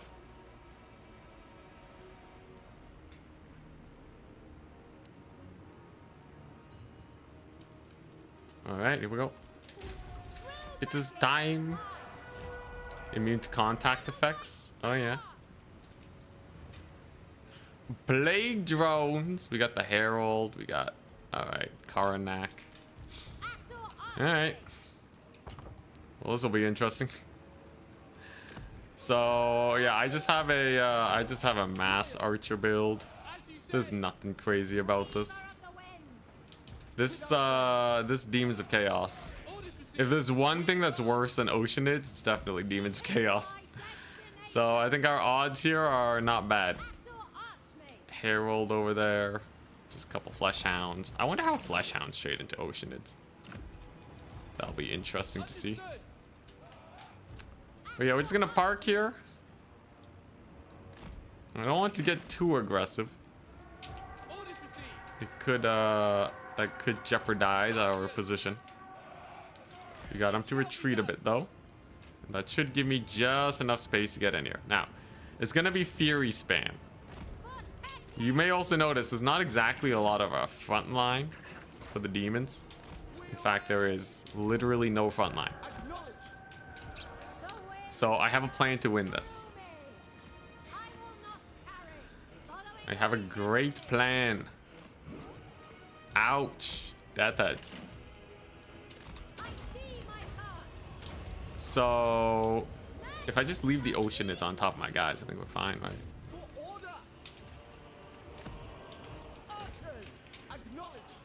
Yeah, just leave the Oceanids to save my dudes. He netted me. Wow, okay. Well, that's a little annoying. Are we screwed though? I don't know. The Furies are not too devastating, I don't think. Oh, we are netted though. Gotta save my Lord with a couple Oceanids. Definitely gotta save them. You can see the Furies though. They're definitely getting bullied. And quite badly too. My big elemental doesn't really care about anything. He's just chilling. And the archers are gonna rally. So I think If we just kind of sit back here and relax, I think it's not too bad. Karnak's in though. Gotta dip. Definitely gotta kill off the death heads. But if my big elemental can just survive, I think we are not in a terrible position. Those are Seekers of Slanesh. So just gonna give them the little hello. Don't mind if I do. Yep. So that Buna's just gonna kill him. He did kill off my big Oceanid though. My big sea elemental. That's very unfortunate. But losing an entire Seeker unit is also going to be quite painful. Plus, I have more archers. When you're rushing, if you have not enough units, life gets pretty rough. So that's why I'm kind of just spamming archers. They're just really good at sticking around and being annoying. I don't even think I really need cavalry. I think if I just keep spamming archers here, it actually is pretty fine. Gets another net on me though. A little annoying, but I think we're still doing good. Honestly, things are not going too bad. Let's get our last archer in over here. Get them all in. Lord will be fine. And the Oceanids are actually kind of cooking. Look at that. It's almost like magic damage is not the thing. Yeah, Oceanids are not... They're not hard counted by magic damage. They're hard counted by missiles. People get way too worked up about magic damage and all that. I swear. This proves my point times a million, alright? For everyone who thinks that, yeah. That these guys are bad. Nah, man. They are good in melee. They are bad against ranged. That is simply the natural order of the world, man. Alright, now Karnak's coming to kill my lord. She will probably die. But that is okay. I think we can just, yeah. Surround Karnak over here. Most of these guys are going to crumble. It'll be fine. That is a dead lord, though. Oceanids absolutely getting work done. They're doing great. Look at that. Crumbling doggos. And I can just resummon my lord. That's not a big problem in the slightest. Oh, Karnak did escape, though. I do have to be careful about Fury spam, but funnily enough, these guys are really good versus Furies. So we'll be able to use that to our advantage. Allures. I think we'll just catch her with some cav. Is this enough? Oh, and got her. Alright, she's screwed. As long as I get my next point here in a reasonable amount of time, I think we are in a wonderful position. Oceanids are capturing. This is great. All of this is amazing. Allures is getting bullied. Hell yeah. Oh, this is so good. Plus 20% of no damage is still no damage. Also, great line of sight, by the way. Immaculate line of sight. Oh my god, I love this so much. Creative assembly. Doing creative assembly things. Alright, let's double down. Oceanids versus Demonettes. Do you think Oceanids, you think they win or lose versus Demonettes? I think versus Demonettes, it's a little bit of a toss-up. Demonettes have a lot of armor piercing, though. So it's not like they'll be any different from the Yuge, right? So let's see. Pretty good damage on the charge. I'll take that. I have the second point. That's good. Opponent is just going to be spam dodging. All right. As soon as I get my lord in here, though, we're good. That'll stabilize my leadership. And yeah, look at that. You seen this? It's not that bad. Yeah, no, they cook. Oceanids absolutely cook. It's confirmed.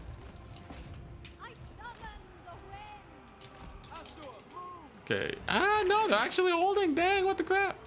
Hell yeah. All right. Okay, yeah. Okay, I think I figured it out. I totally figured it out. We got him, man. It's so over. Now, here's the thing. Okay, so this means they're probably really good versus undead, though high elves don't really need that. But I would suspect against Nurgle, Oceanids are probably super hype.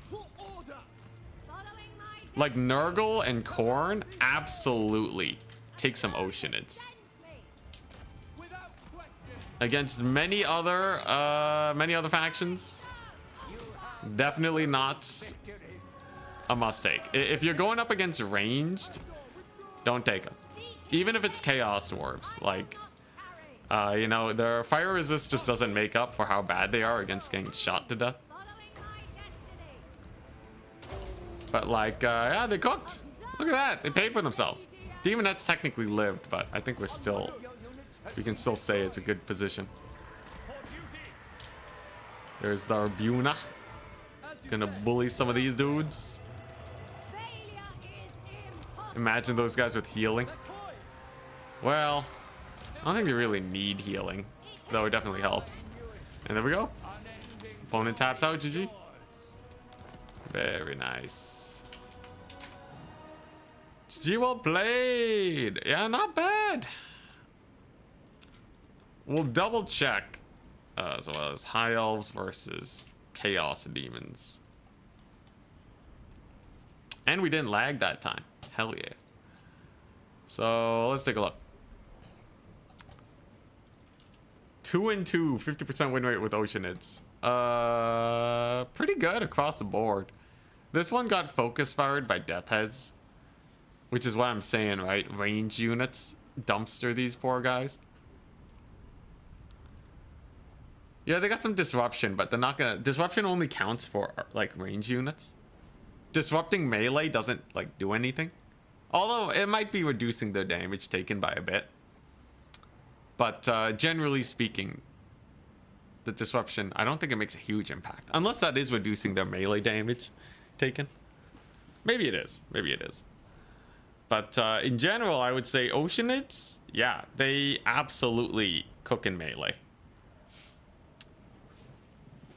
Like, they are...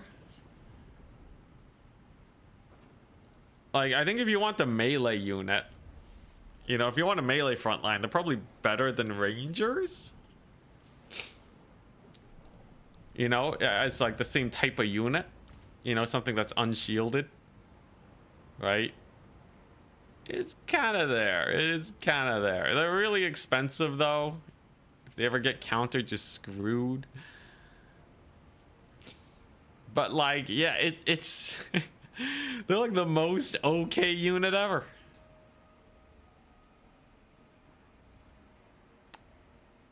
Knocking down infantry, preventing them from being attacked, I guess.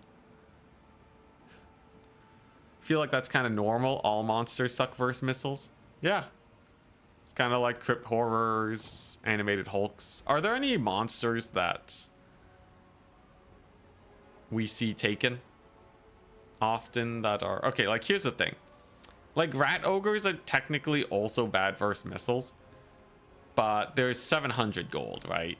Oceanids at 700 gold would be absurd.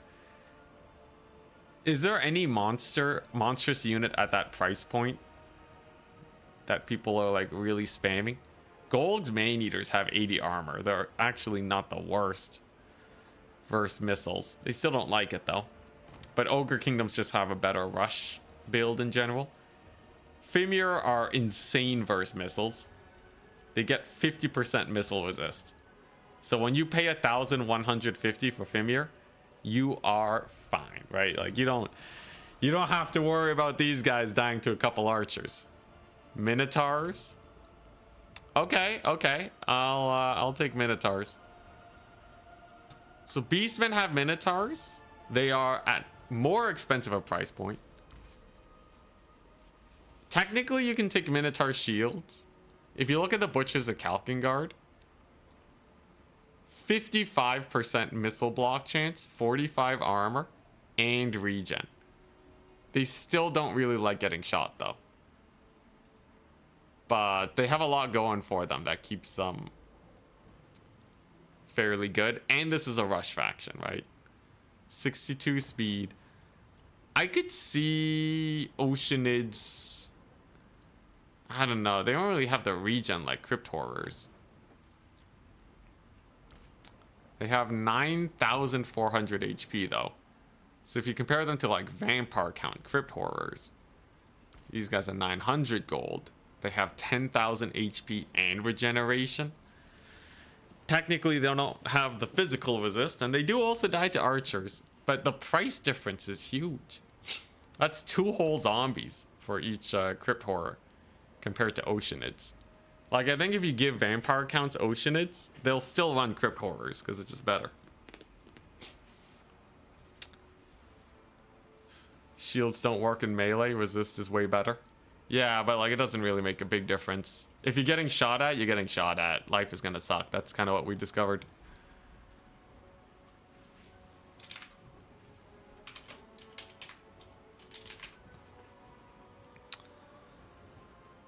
Moringulls are okay. I guess they're all right.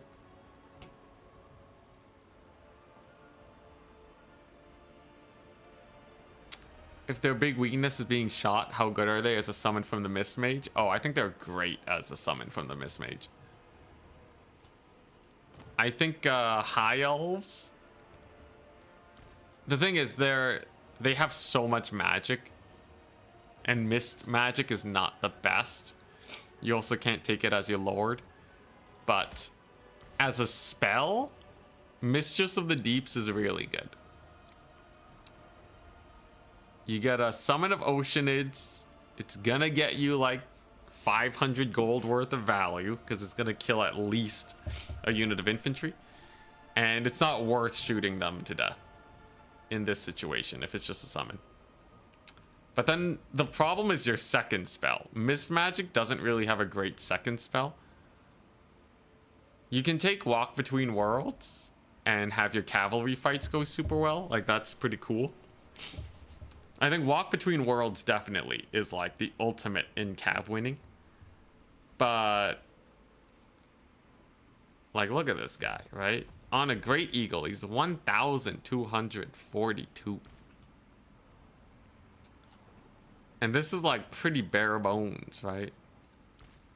I guess this this Archmage is also kind of expensive.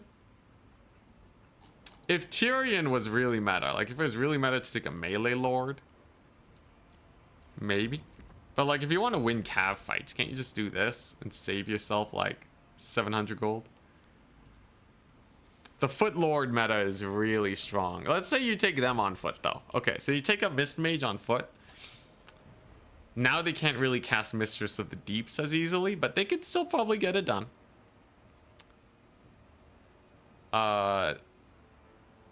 Like, it's not a bad summon. It just doesn't really fit their playstyle super well. Walk Between Worlds is good though. Like, that can save an entire unit of cavalry. So I think there's options. The Vigor Heal is decent for the late game. Yeah. We need more than decent though for Magic, right? Magic makes up like 2,000 gold worth of value if you play it right. So if you take Magic that's half as effective, you're 1,000 gold down. Imagine if at the beginning of the game I just don't have 2 archers, right? That's how bad it is to take the wrong Magic. Like, look at how much smaller this army looks. That's atrocious. At the highest level, you can't afford to do that.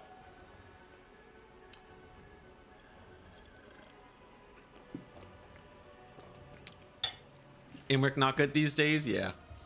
I do think the summon is like, it is really good though. Like, this is genuinely quite strong. It might even be strong enough, kind of like the Manticore summon, where you just take a Mist Mage on foot. Like, I think against Khorne.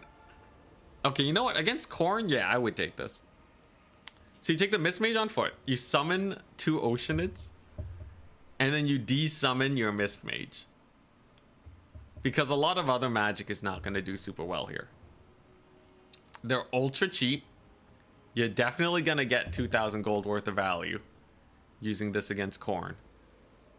If you use it 4 times and each one gets 500 gold value, you're done, right? It's settled. Mathlin's Spite is just very slightly worse than Spirit Leech. Isn't it way worse? Wait, let me check. That is 15 plus 30 divided by 2, 22.5 for 30 seconds. So that is That is times 31. Because the game ticks for an extra time. That's 700 damage. For 12 wins. Yeah, no, that's not slightly worse, man.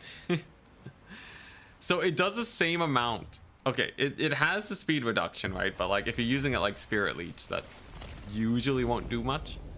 Vigor can be useful, but like Spirit Leech is specifically to kill squishy lords. Maybe there'll be a sniping attempt, but like Spirit Leech is very straightforward. You just chuck it out and then you're good. And Matlin's Spite is 50% more expensive. That is not slightly different. Yeah, it's 50% more expensive than Spirit Leech. That's insane. So you better be making use of that speed and vigor.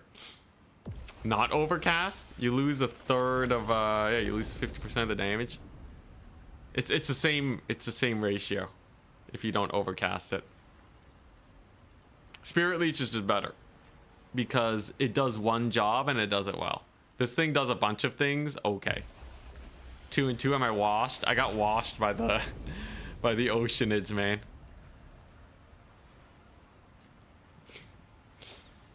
Oceanids did not cook this day. Vigor loss on Lord or single entity monster plus the speed loss could help with catching them. So there's a reason why people don't run the Lore of Light to just net the Lord unless they're specifically sniping them. Right? Like, you know, when was the last time you saw someone use Ice Sheet to catch a Lord? Maybe the slow isn't enough, right? So let's use, let's see here. What's a good one? I think there was yes, Storm of Shadows. Do you think Storm of Shadows is a good spell to slow down lords and catch them? No. The answer is no. If Matlin's Spite is good, Storm of Shadows will blow your mind how OP it is. Because you get, for only 33% of the price, you get an insane slow. You know, you can get it 50% off. It's a stronger slow, best spell in the game. But no, unfortunately not. Usually nets are much better than slows. Unless you're getting the slows up to like 80%, then it's basically a net. The vigor reduction is okay though. The vigor reduction is very okay. Vigor is up to 15% speed, and then it's 45% slow for each. Yeah, I know, we can throw numbers at the wall all day, man. Why don't we just freaking kill them? Why don't we just freaking kill them? I don't know. I think literally killing them. It's called the Lore of Death, okay? If they're dead, they have 0 movement speed. That's a permanent net and a permanent 100% damage reduction. All right? I'm sick and tired of these marginal effects. We go for 100%. Lore of Mist should activate aquatics, change my mind. That would be hilarious. I'd dig it. Instead of missile resist, you just get aquatics for it. But yeah, keep it simple. Or just take shadows so you have Melkoths for the slow and damage and pendulum to nuke units. Yeah. It's definitely not terrible though. There are many more worse spells. Like Glittering Robe is the hottest garbage I've ever seen in my life, okay? Ain't nobody running Glittering Robe. But like, you know, like I would 100% of the time I would run Matlin's Spite over Glittering Robe. But you know, it's nowhere near the actual top tier spells.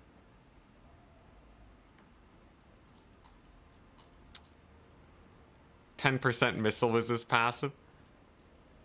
Is that only for him? No, effect range. Affects allies. So it's a 12-second missile resist boost. It's very marginal at the end of the day, though. Most range battles go on longer than 12 seconds. Though technically, if you're dealing with a flaming sword archer build, hear me out. If you're dealing with a flaming sword archer build, then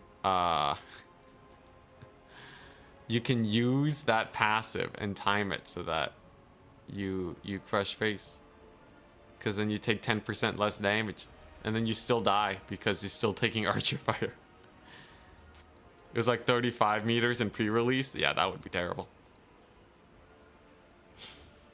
You'd rather have the summon and slightly weaker leech, or leech and Buna. I think there's a use case for both. So Spirit Leech is a weird spell where you kind of have to really double down on it to actually get any value. It doesn't really make sense to Spirit Leech a Lord and then, like, you know, use most of your magic for other stuff, right?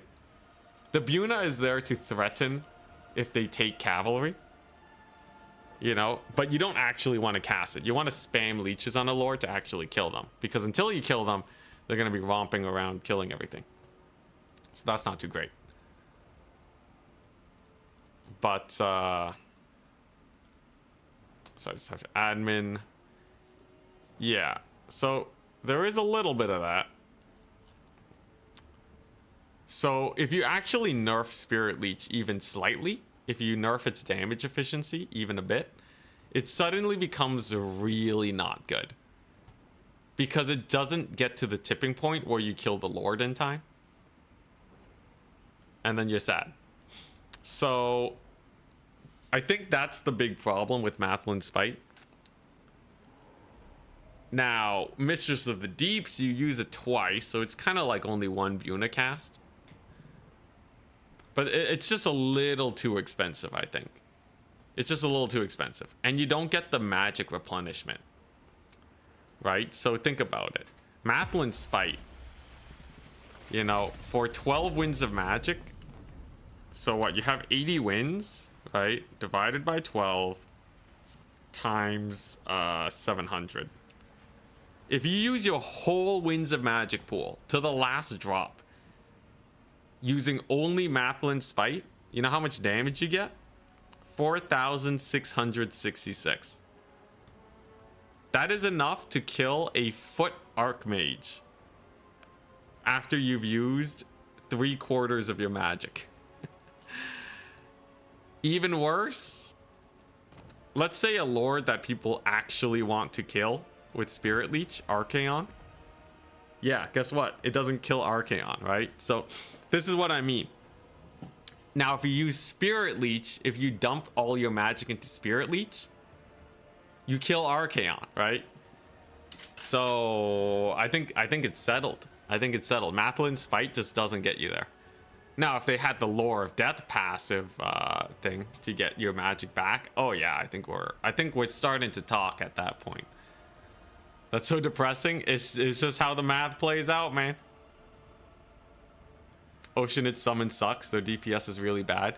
Can they kill... If they can kill one Marauder, I think it pays for itself. 13 wins to kill one Chaff unit. It's not as good as Burning Head, but maybe the Disruption on Archers can get it done. If High Elves were much more limited in magic, I think it would be okay. Like, I think Norska would actually like the summon if they didn't have Sail. Although Searing Doom for the faction is really good.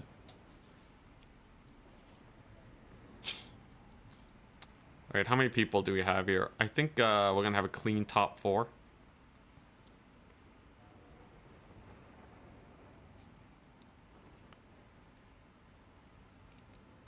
Can it be used like a crab summon to trap Cav? Yeah. Like a 13 Winds of Magic monstrous unit summon is fine. It is a good spell. The only thing that worries me is where you put the rest of your magic, but we did talk about it. I think High Elves would be fine with Mistress of the Deeps and Walk Between Worlds. This is genuinely good. It's a better Flesh to Stone. Yeah, it's just a better Flesh to Stone. So like, you can't. Flesh to Stone is sometimes run, so this is actually kind of there. The only reason that you don't see this is because Flesh to Stone is taken as a complement to Earthblood. Earthblood is insane value, right? Flesh to Stone is a way to spend your magic when Earthblood is on cooldown. It's a support spell. So you have a better version of a support spell, and then you have an okay summon. It's so close. Did my lights just flicker? It's so close to... it's so close to being like a very top tier lore. But like, it has to compete with all of this. It has to compete with like, even the rather niche high magic it has to compete with. And that has Tempest, which is just final transmutation 50% off if there's flying units. Insane value, man. Holy moly. Tempest is like just crazy. Nice, we have a clean top 4. So we shall advance it then.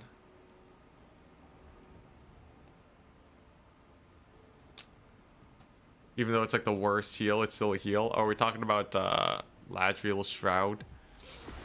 This heals 10, 12, 13%. 13% HP, 9 wins. Compared to the high magic heal, this is so much more efficient. You can heal 8% for 5. Oh, actually, no, it's fairly similar. So maybe you see some Ladriel Shroud Overcast. Also gives Vigor back, which is useful, and removes fire effects. So you could do Ladriel Shroud and Walk Between Worlds, or Ladriel Shroud and Mistress of the Deeps. Most spell casting though has top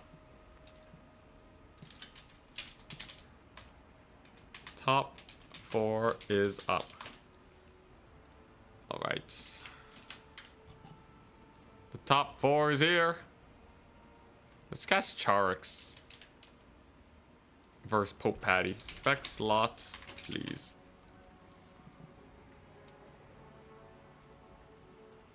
Yeah, there's overcast risk. The thing is, most of the time when you take magic, it has to have a very clear, very strong purpose. Magic is one of the most versatile things in the world. When you decide to take magic for something that is kind of okay, it's like replacing Eltharion with like a prince and being like, yo, this prince has stained your ground. And they have Blade of Balcoradris. That's 24 melee attack for 38 seconds. He can probably do some damage. And everyone would be screaming at you like, bro, what are you doing? You have one of the strongest lords in the game. What are you doing? Right? Similar thing with magic. It's such a limited resource. It has to be big. Go big or go home. 75% vigor is so much, might be viable. Honestly, compared to Apotheosis, it's probably better than Apotheosis. That one, I could see it if you have a real fighty lord that needs that vigor boost. Honestly, it would be sick for Eltharion. But Eltharion's already a spellcaster. Dang it. A lot of people, I think vigor is really important, but like, has anyone actually looked at Eltharion and been like, darn it, gosh darn it, my Eltharion's tired. Oh no, what am I gonna do? The guy has less armor now, right? Has anyone heard Turin even mention, you know, the vigor on lords as like being super impactful. Maybe on cavalry. I could see that with Fireborn. Like honestly, I think Mist Magic is probably the best for Fireborn. Because Tired Cavalry do actually stink. But yeah. I think if Fireborn were better, if Fireborn were like god tier and you just love bringing them, then yeah, you might want to babysit them and give them their vigor back. High Elves don't really have a great centerpiece unit though, where you really need vigor though, right? You're not even sure what vigor does. It affects speed, armor, melee defense, melee attack. And especially when it comes to charges, your cavalry charges will be much weaker if you do not have that there vigor. But for single entities, it doesn't matter nearly as much. Very often, single entities, they're cycle charging so much that their vigor is going to be low anyways. And it's not really noticed that much. What actions cost different amounts of vigor? So almost all actions cost vigor. Most of them don't drain it that much, except for charging. Charging will drain your vigor like no one's business.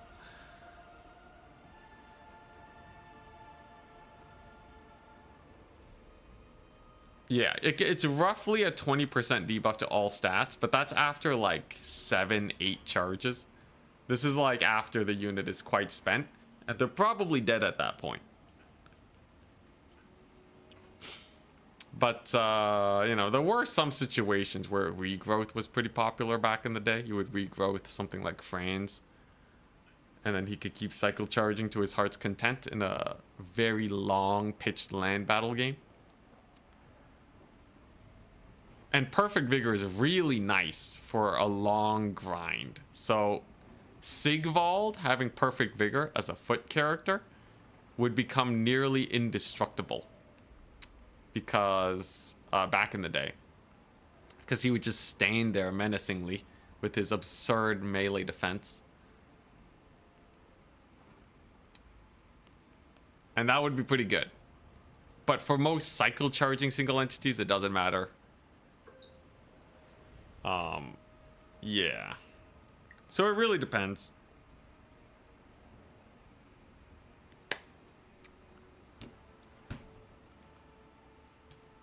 Doesn't regrowth still restore vigor? Holy crap. What is that build? Alright, so we got Charx experimenting with some Skycutter shenanigans.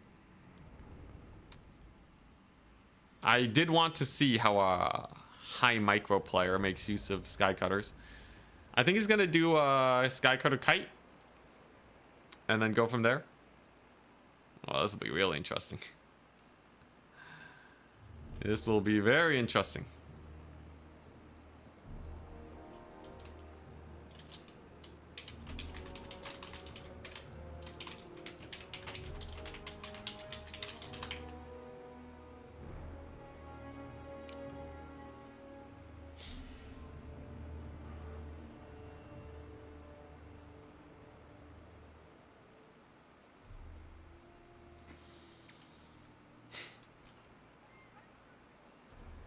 Alright, just had to deal with the message. Pouring out for my boy Satang. What's wrong with Satang? The nerfs? Are we seeing Mist Magic? Caradrian. Heavens. Nice. Looks like Charx experimenting with some Heavens magic. He wants a lot of magic too, because he has 2 spellcasters. Eldarion has Tempest to win against any Alberic shenanigans. And you can use this to just kind of wear down their Lord, even though Lewin does have an ability that reduces spell damage. Overcast Final Transmutation still hurts. Caradrian has his Phoenix Blade. And this is a very typical way that you try to beat Betonia. No, not the lag. But yeah, this is a very typical way to attempt a Betonia victory. If you bring enough to fight their Lord, life is pretty comfy for you. So got the Phoenix Blade, anti-large, stack it up, Colossal Strike, even more. It's good. This lag is brutal though. This lag is bad. I might just I might have to dip. Oh. Oh. Alright, I'm gonna dip.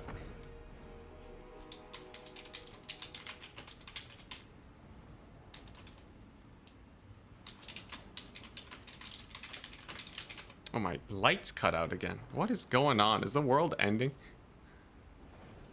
Alright, we'll see if we can get have them send replays.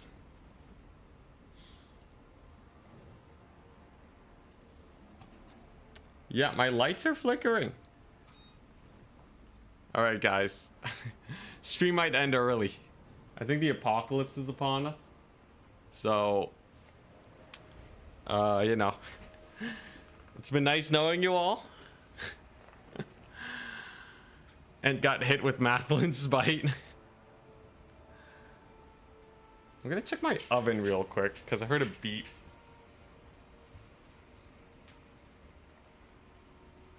Dang it, my clock's reset. Oh, what a ripoff. What an absolute ripoff. I hate resetting oven clocks. It's probably the snow. Probably the snow. The apocalypse starts in Canada. I knew it. It's been an honor, Mr. Intensity.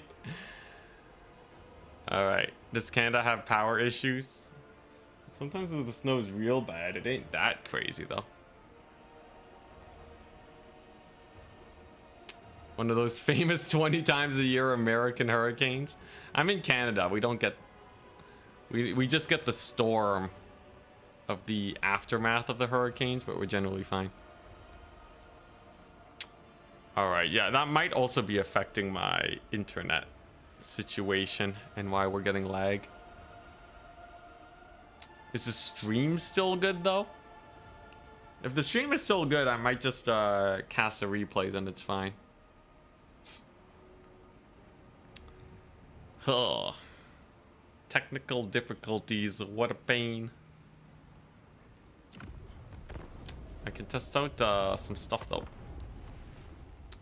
So I kind of want to see if we go to troll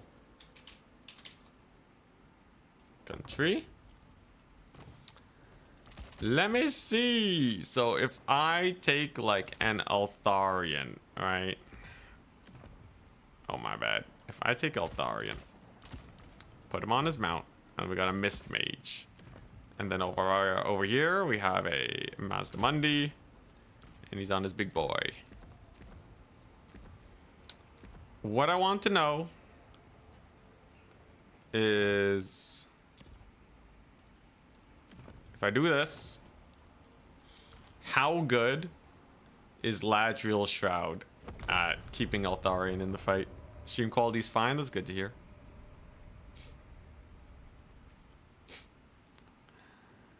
Okay, Storm has a replay I can look at. Nice, we can check that out after this quick test. Then at least we have something.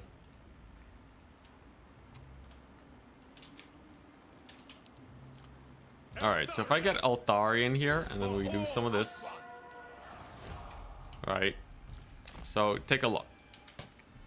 Altharian, when he's fighting, right, he's still high vigor. But if you constantly cycle charge with them, you'll notice that very quickly his vigor starts to drop. It's already much lower than Mazdamundi at this point. Although Mazdamundi's kind of suffering too. I think the shooting guys on his back hurt his vigor also. But you can see, Altharian, he's not looking too great. Low vigor, it's reducing his melee attack by 8 right now. So he's hit that tipping point where it actually impacts his melee attack by quite a bit. He's poisoned, he's tired. So his speed is quite significantly slower. But if we use Ladriel Shroud for the low price of 9 winds of magic, you can make him immune to poison, supposedly. Is he just immune to poison being reapplied? Okay, yeah, he's immune to poison being reapplied. And his vigor comes back quite aggressively, right? So that basically gives him a Aquatic spellcaster. fairly decent Eltharion. increase in all stats. Yeah, look at that. He's fresh. He's fresh again. So honestly, that's not the worst. Azurian sends me. That is genuinely not that bad. Gales and waves. What is this? 25 seconds, 0.5. Yeah. That's actually not bad as a heal. It's genuinely not bad. It's like a mini regrowth. Lilith guides me. For Torivres. So Eltharion. Eltharion Yeah. moving. Onward. yeah, I'd say not bad. You can use it on Cav. Overcasting it means your mage is gonna hurt a bit. But maybe if you take a mist mage on foot, you can have like a super Cav support build Aquatic spellcaster. where you use Ladril Shroud and where's it at? Yeah, and Walk Between Worlds. Because Walk Between Worlds is also 1 second cast time. Yes. It's a 1 second cast time, so that's pretty nice. And you can get an Eltharion with insane physical resist. I follow my vow. Warden repositioning. I go. I must. I give it a hard maybe. Is it better than Lore of Life though? Is it better than just having Eltharion. Earth Blood Eltharion moving. or like regrowth and Claim vengeance. Flesh to Stone?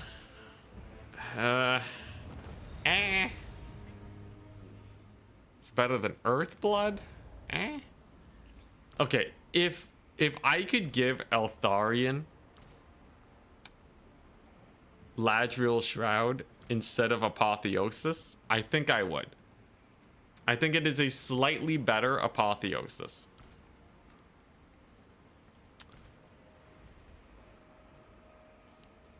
Yeah. You only like this lore for the Tempest, though. I don't know. It's so close.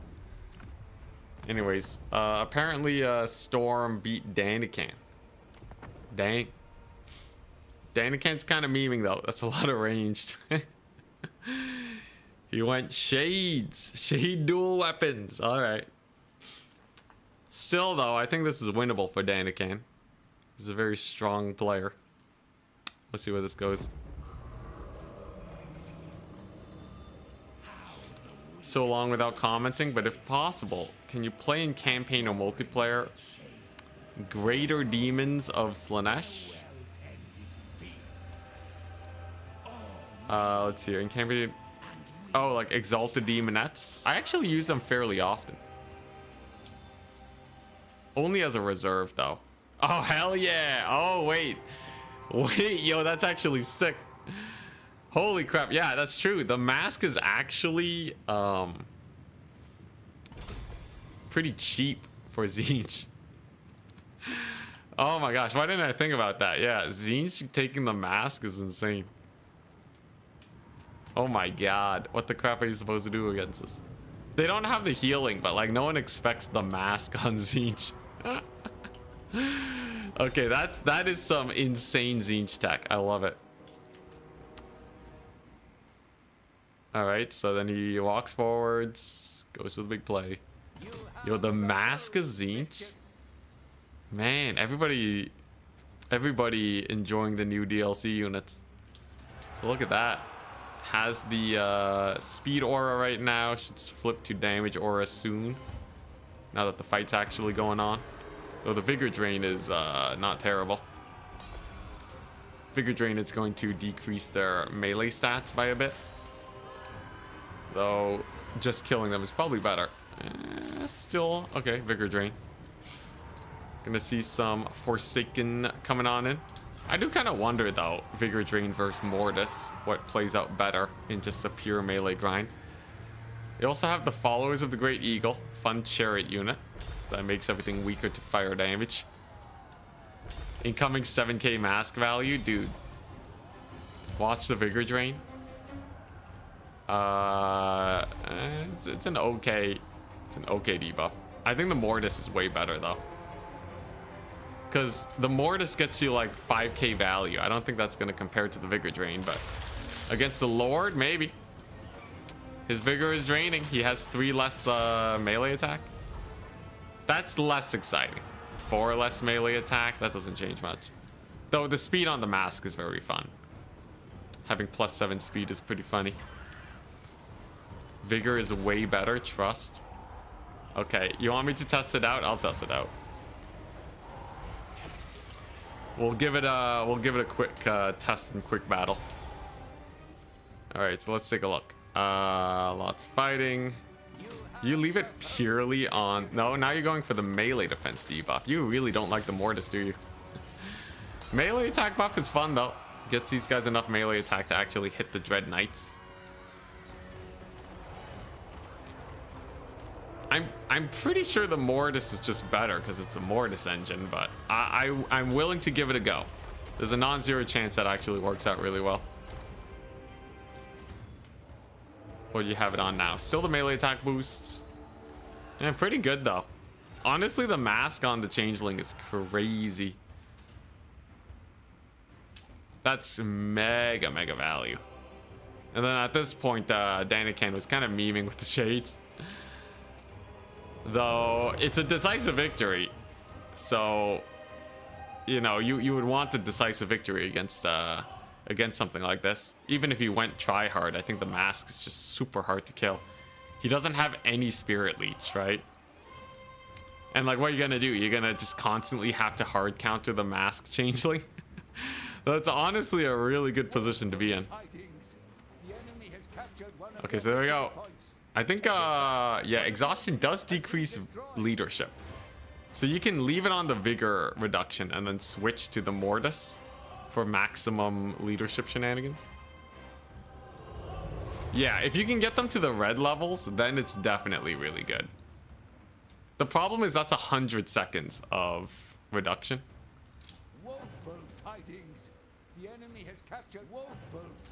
So I don't know if the damage is just better.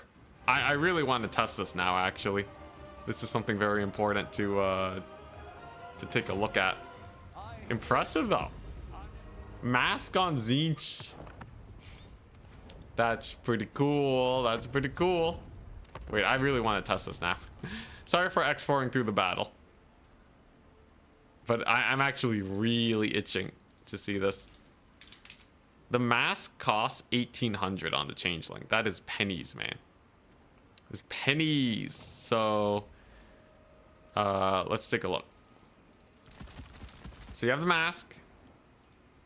You have the mask. Honestly, I might take the mask at 1,500 and just skip the staff, but staff is too good to pass up. Let's take 2 masks and we're going to look at a fight. Let's say a very typical fight of Wildwood Rangers. It's going to be 2 Wildwood Rangers against Slaaneish's Forsaken. This is a fight that the Forsaken usually don't win. So if this can actually help them win from the Vigor drain, then it's good.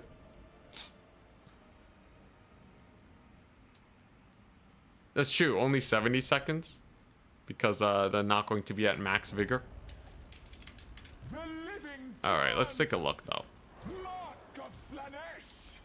Okay, so this one goes for the speed, this one goes for the vigor. The vigor reduction is a much larger area than the other effect. So let's park over here. We're gonna charge. It's gonna trigger a bit earlier too, but let's just say in a pure vacuum. This is better for the what's it? This is going to naturally be better for the Mortis effect, because the Mortis effect kicks in earlier. But let's just see. In a pure vacuum, Mortis engine does a bit better. We're looking at a 1,000 gold difference. So let's actually let's rematch this and see what happens if you, in a more realistic situation where you get a bit more vigor drain before the fight happens.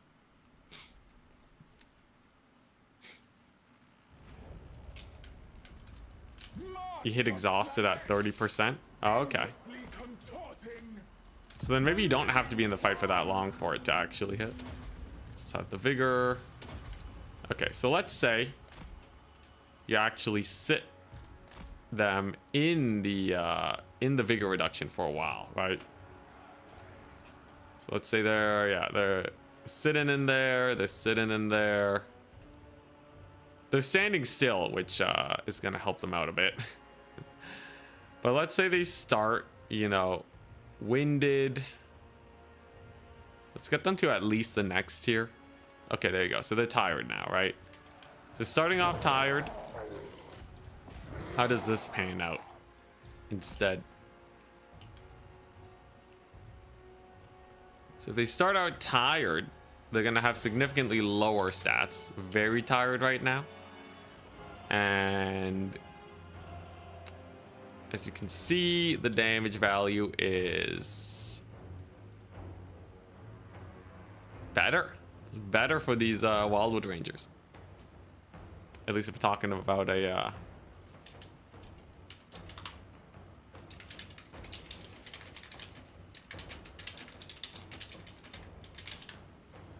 Oh, okay, nice. So no best of 3 today. Sadly, Boss Toss is busy.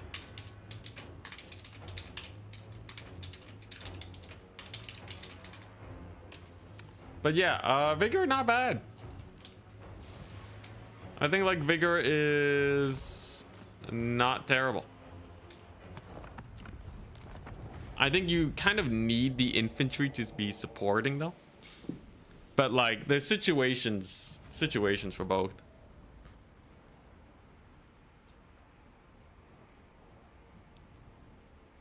Not bad. So if they get tired, you will get a little bit more value with the low vigor. Huh. Is that good enough to just leave it on constantly and then you switch to this to finish the job? How does it work with other stuff? What's like another common matchup? So let's actually try this then. Hey, thanks so much for the tier 1 sub, Novato. Let's try like a like the aura is way bigger, so that means it's actually supporting more units. Let's try like 3 dryads.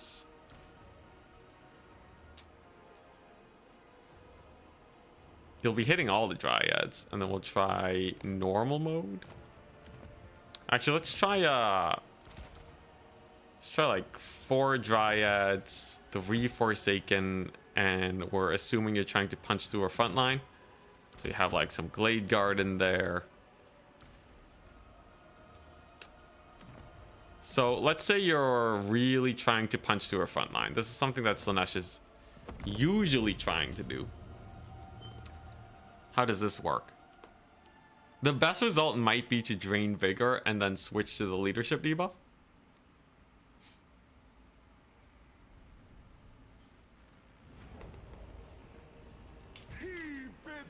Alright, so how quickly can I get on top of these archers? So we start with the speed and let's just leave it on. So we do this. We get into the fight. It's hitting all the dryads. You can see they get tired way faster, right? And then once they're low on leadership, then you can switch to this to rout them off. Yeah, look at that. All right, so that gets me to the archers at about 58 seconds. So let's try again with just the Mortis engine. I think Mortis engine might still be better if you're facing super elite units, because you just kind of want to get damage on them. Your units aren't going to be hitting back, but in more even trades, I think this is way better. And in the skirmish phase, definitely you want to just be draining vigor off the bat.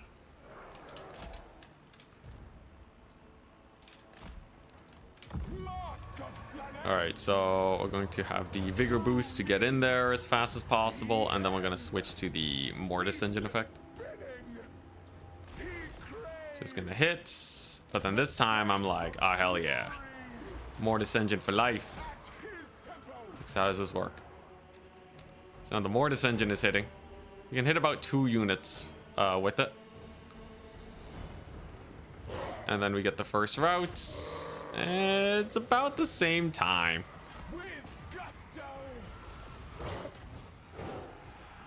I will say it is cool that it is such a large aura. And you can see they're much more prone to rallying because their vigor is higher. It is a massive radius. 55 meters is crazy. I can see myself leaving this on then. It is actually it's fairly close. If you're gonna run into elite units, I don't know, it really depends, because sometimes you do want them to have low vigor. Huh. Not bad. You'll probably just be flipping between the two. This one, I don't know how I feel about, because it's kind of a long, grindy thing. That's not bad, though. That's definitely not bad. All right, now we have a replay.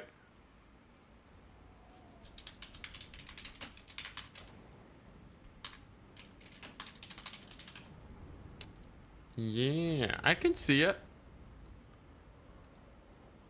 You can maybe use it for some cav plays. I dig it. I don't think if I switch to the Mortis, though, I don't think I'm losing out that much. I don't think it's super clear cut which one is better if you actually put it in practice, because it is kind of close. But I think in a lot more situations, I would be happy to leave the vigor thing on, because it's just constantly debuffing everything around. I think it also debuffs perfect vigor units, which is kind of crazy. But all right, let's take a look at this game.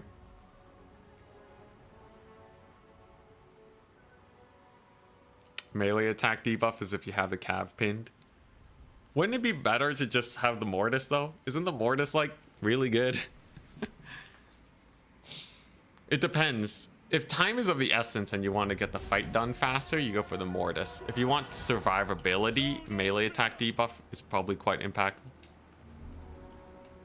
Are the Pleasure Seekers new? They are. All right, let's take a look. So this is a Caradrian build. This is definitely the ultimate Lewin snipe. First volley misses, brutal.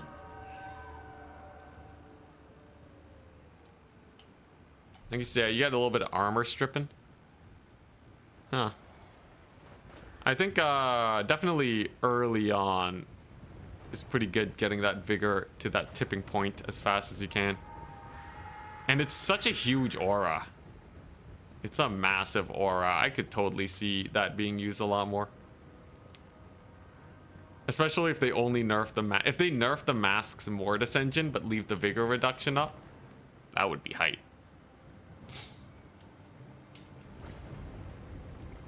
But all right, let's take a look. So lots of sniping. Lewin decides to go back into the air to peck at the Sky Cutters, but actually takes a lot of damage. Sky Cutters could even fight them if they really want to. But they're just gonna stay and shoot instead. All right. Got a little bit of pecking on the Lewin. And the Mage of Heavens is just hiding in the trees. She's just there to basically be a mana battery, so Eltharion can get as many heals as possible. And fun thing about Eltharion, actually, even with the calves around, I think he doesn't care that much. Eltharion has a Mistwalker barrage ability, which is just a solid AoE every few seconds. And it absolutely deletes cavalry. You can see those Knights of the Realm got pretty brutalized by that. Caradrian's cooking too. Even with the melee defense debuff, it doesn't really matter. He has ludicrous DPS. Also has Frostfire, which reduces speed. And the Bolt Throwers are having a pretty good time. Now, obviously, the triple capped, the High Elves, so they have like 10 minutes to clear this as fast as possible. So we'll see how this goes. Another Mistwalker barrage hits super hard. If you're ever fighting Eltharion, you only want to leave one unit surrounding him. And he's healing up a lot. Lewin is not doing too good either. Is he slowed? Didn't get hit by Caradrian yet. Caradrian's cooking hard though. 51 melee defense, even on the big bird. Even higher than Eltharion. Super duper fighty. And I'm kind of expecting some Tempest to drop soon. I'm actually surprised there hasn't been a Tempest yet. We'll see how this goes. Another Mistwalker barrage. Bro is feeding Eltharion, man. Already has 1,500 value. Caradrian, 1,100. That's pretty crazy.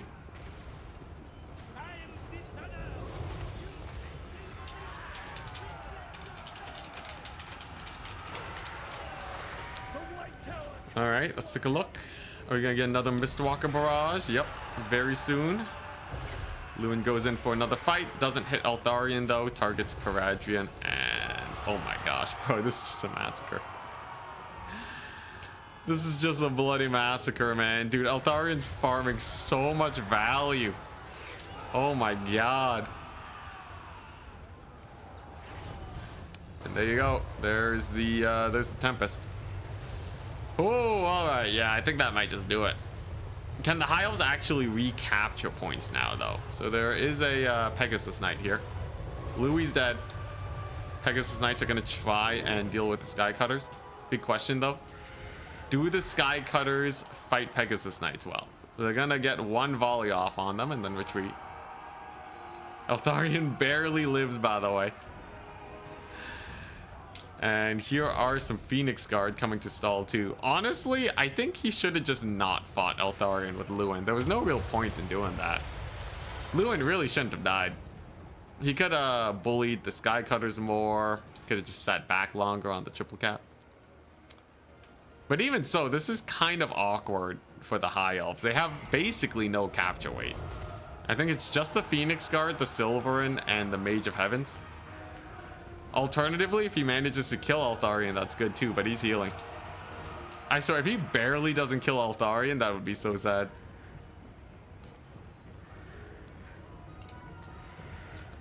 Looking... But it's us. Oh, but he overcasts to get the Tempest to try and save the Sky Cutters. So Eltharion is going to die. He does still get the Mistwalker barrage, even if he's routing though. One last Mistwalker barrage, danger close. But the man, the myth, the legend does fall. You don't want to shovel your driveway? Aw, yeah. It's the one benefit of being in an apartment. Thank goodness, no driveway. Anticity flexing. One day, though, I do wish to have a driveway.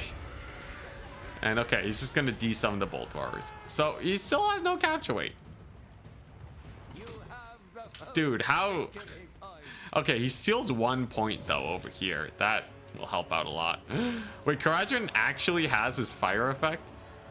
He has a Mark of Ashurian? It triggered at 25% HP. Dude, Betonia goofed up, man. If they don't kill Caradrian now, it's over. But there's no Lewin to finish the job. Bro, the mega goof? Oh my god, they fed Eltharion to the max, and now they're feeding Caradrian. 3,000 value. He is the strongest Mortis engine in the game, and there's literally nothing that can stop him now. Oh no, man. Oh, there he goes, and the moment he touches ground, it's gonna reactivate. Take a look at the HP on these Knights of the Realm. 50 damage a second. Or is that 75? 75 damage a second. They will die in 3 seconds. And they're gone. Absolute devastation from Caradrian. Oh my gosh. Dimmy G, thank you so much for the raid.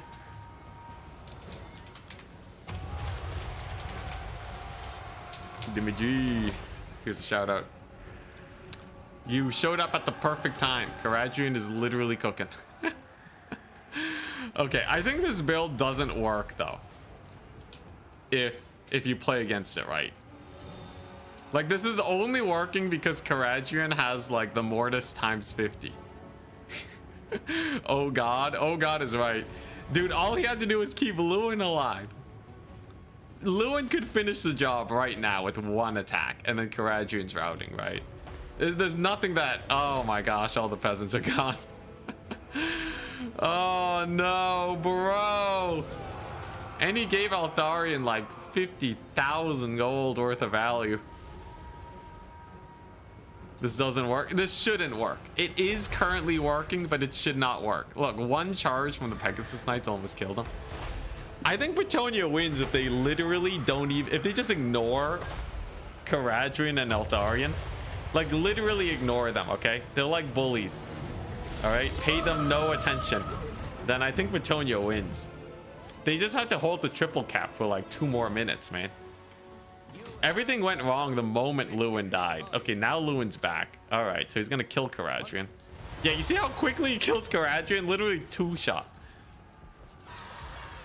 Oh my god, bro. What a throw. What a mega throw on the Bretonian side. Oh, that's so brutal.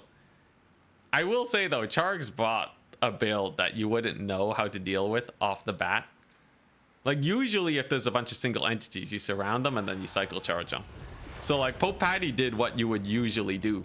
But this is such a weird build that I think he kind of, you know, he kind of got mind melted, man.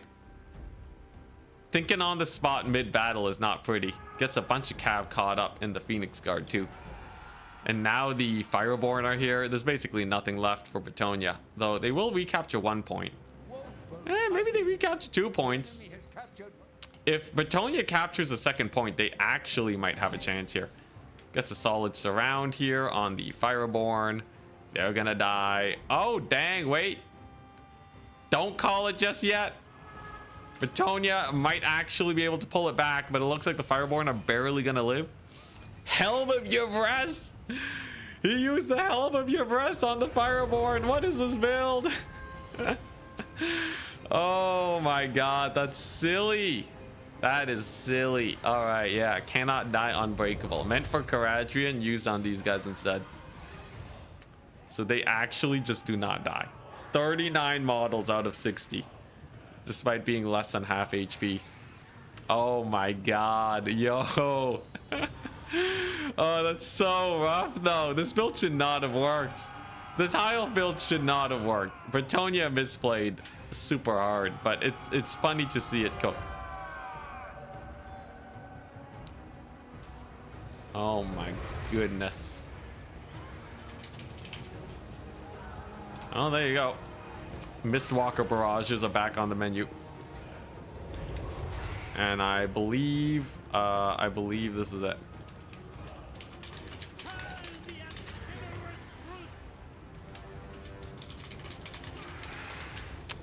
Well, there you go.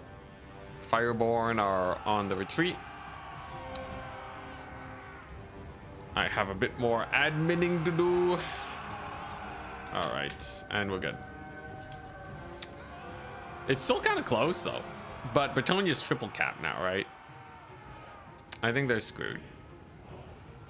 Honestly, super close game. Literally, if they hold the triple cap for 1 more minute, they win. They just had to not lose Lewin, man. Lewin, there wasn't even that much punishing him outside of the bolt throwers, but they kind of have low ammunition. It was just that one final Tempest that got him dead. That's pretty funny, though. That's pretty funny. High elves don't even capture this point, but it looks like it's pretty over. Kind of forgot about Caradrian's Mortis. I thought he didn't bring the Mortis. Altharion dies twice, but the high elves win. Dang. All right. So that was, yeah. They got 4,500 value combined. That's disgusting.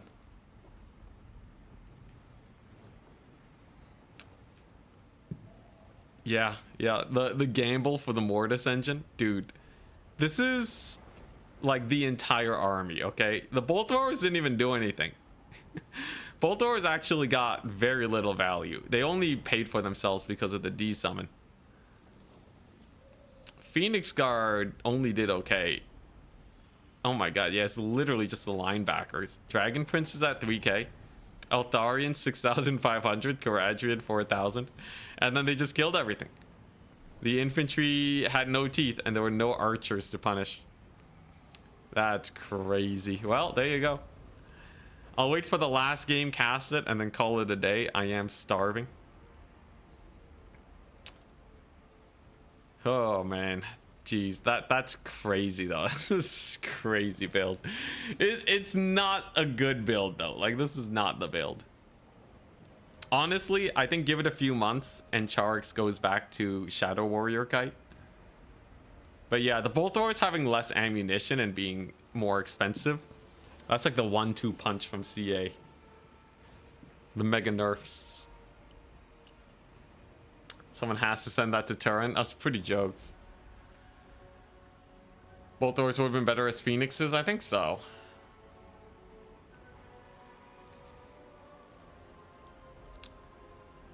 New Oceanid build. Larry. And then you heal them. They fight with perfect vigor. Okay, that doesn't, like, do that much, though. Was there a balance patch after 7.0.1? I don't think so.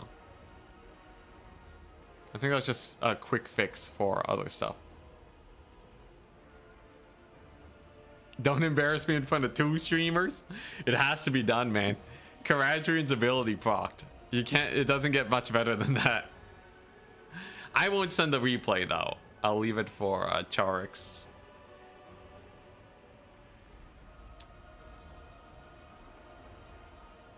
Man, if there was a way you could get Caradrian lower,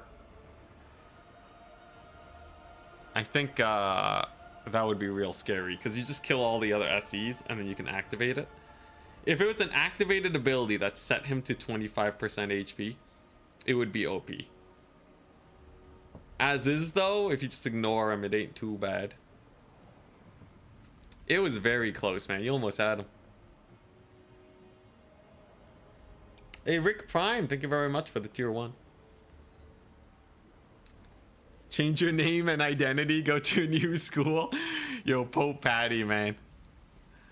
Yo, that's rough. But yeah, I think if you just ignore them, capture all the points, and then just watch Eltharion take 50 years to kill all the peasants, you win. Especially if you bring the Grail Relique in there. Oh my gosh, he's never gonna kill him. Easiest victory of your life.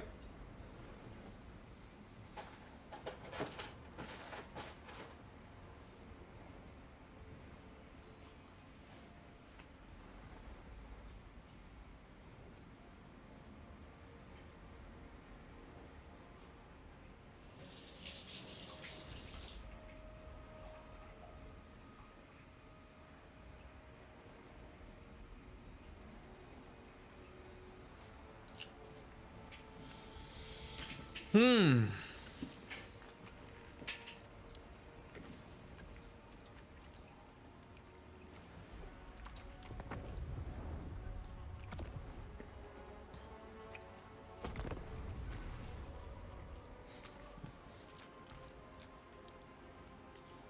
Hmm.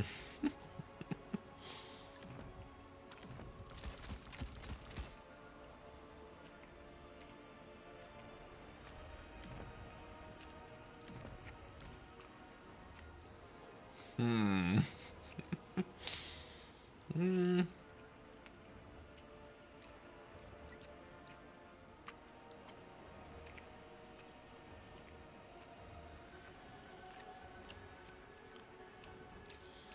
You guys think you think Zinch? Also nice, you have the finals game. You guys think Zinch with the mask is good enough to make Zinch a meta faction?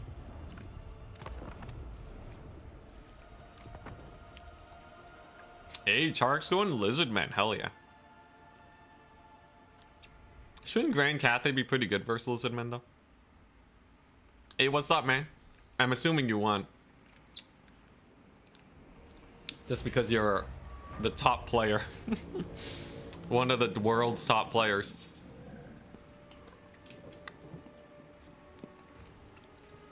You got a Mazda Mundi. Oh, toilet bowl Mazda Mundi, alright. Look at that. Chark's getting his skinks charged though. What a noob. An absolute noob. I'm kidding. Let's see here. Peasant Horseman trading into skinks. That's fairly even. Cathay has a very strong front line. Xiao's pretty scary. Honestly, I'm looking at this. I'm like, I'm a little worried for the Lizardmen. Losing the Peasant Horseman's rough though.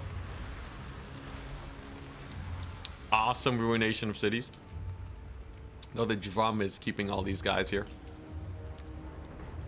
But I don't think Saurus Warriors can get through Jade Warriors super easily. A little bit of a misplay. Harmony is not active on these flank units.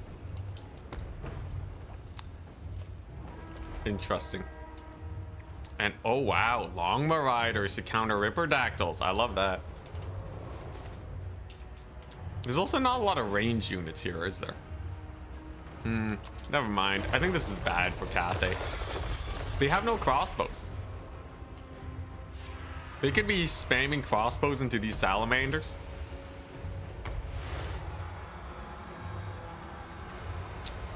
Salamander's going ham on the war drum now. Okay, he's gonna use Zhao instead. Still though, not a lot of harmony. Jade Warrior's kind of suffering. Expert charge defense, not gonna save him. I think he's just gonna get overrun. Yeah, this front line's just not holding as well as like when Dandakan does it. So Dandakan doesn't use the war drum, he uses a bunch of crossbows. And then his front line just holds for so long, plays slightly tighter in formation. And then it ain't too bad. But this formation's getting torn apart right now. Jade Warriors are too far split up. They're getting flanked left, right, and center. Zhao even gets surrounded by some cold ones. All in all, pretty brutal. Mutilith. Mutilith's too expensive to play. They're actually not bad. Brutality. Combine them with the mask, you have a double mortis. Honestly, Tzeentch vs Undead has to be hilarious now. Mutilith Vortex Beast plus the mask. Insane. But yeah, Zhao is not going to be able to carry this. I think Cathay just went a bit too wide. Optimally, I feel like Cathay could have played here. Get their range line here. And then just punish the Lizardmen for capturing the points, right? They can capture the points with their cavalry.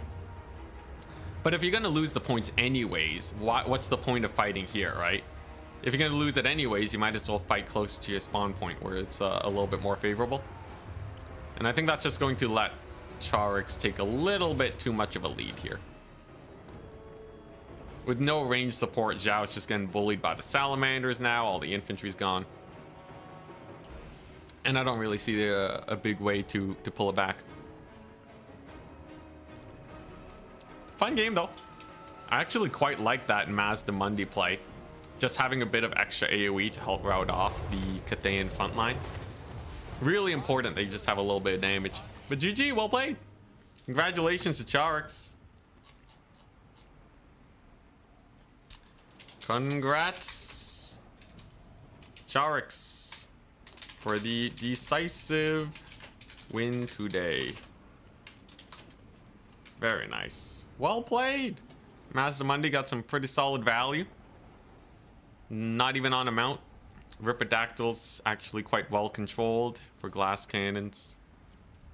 And Jiaming just couldn't really get a lot of work done. GG's. Well, I am feeling really tired. I'm gonna call it.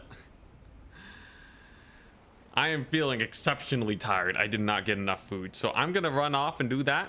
Hope you guys had a great day. Tomorrow we will be streaming another tournament. So keep an eye out for that.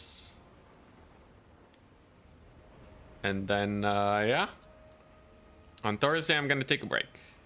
So peace out. Have a wonderful day. And we'll see you guys next time.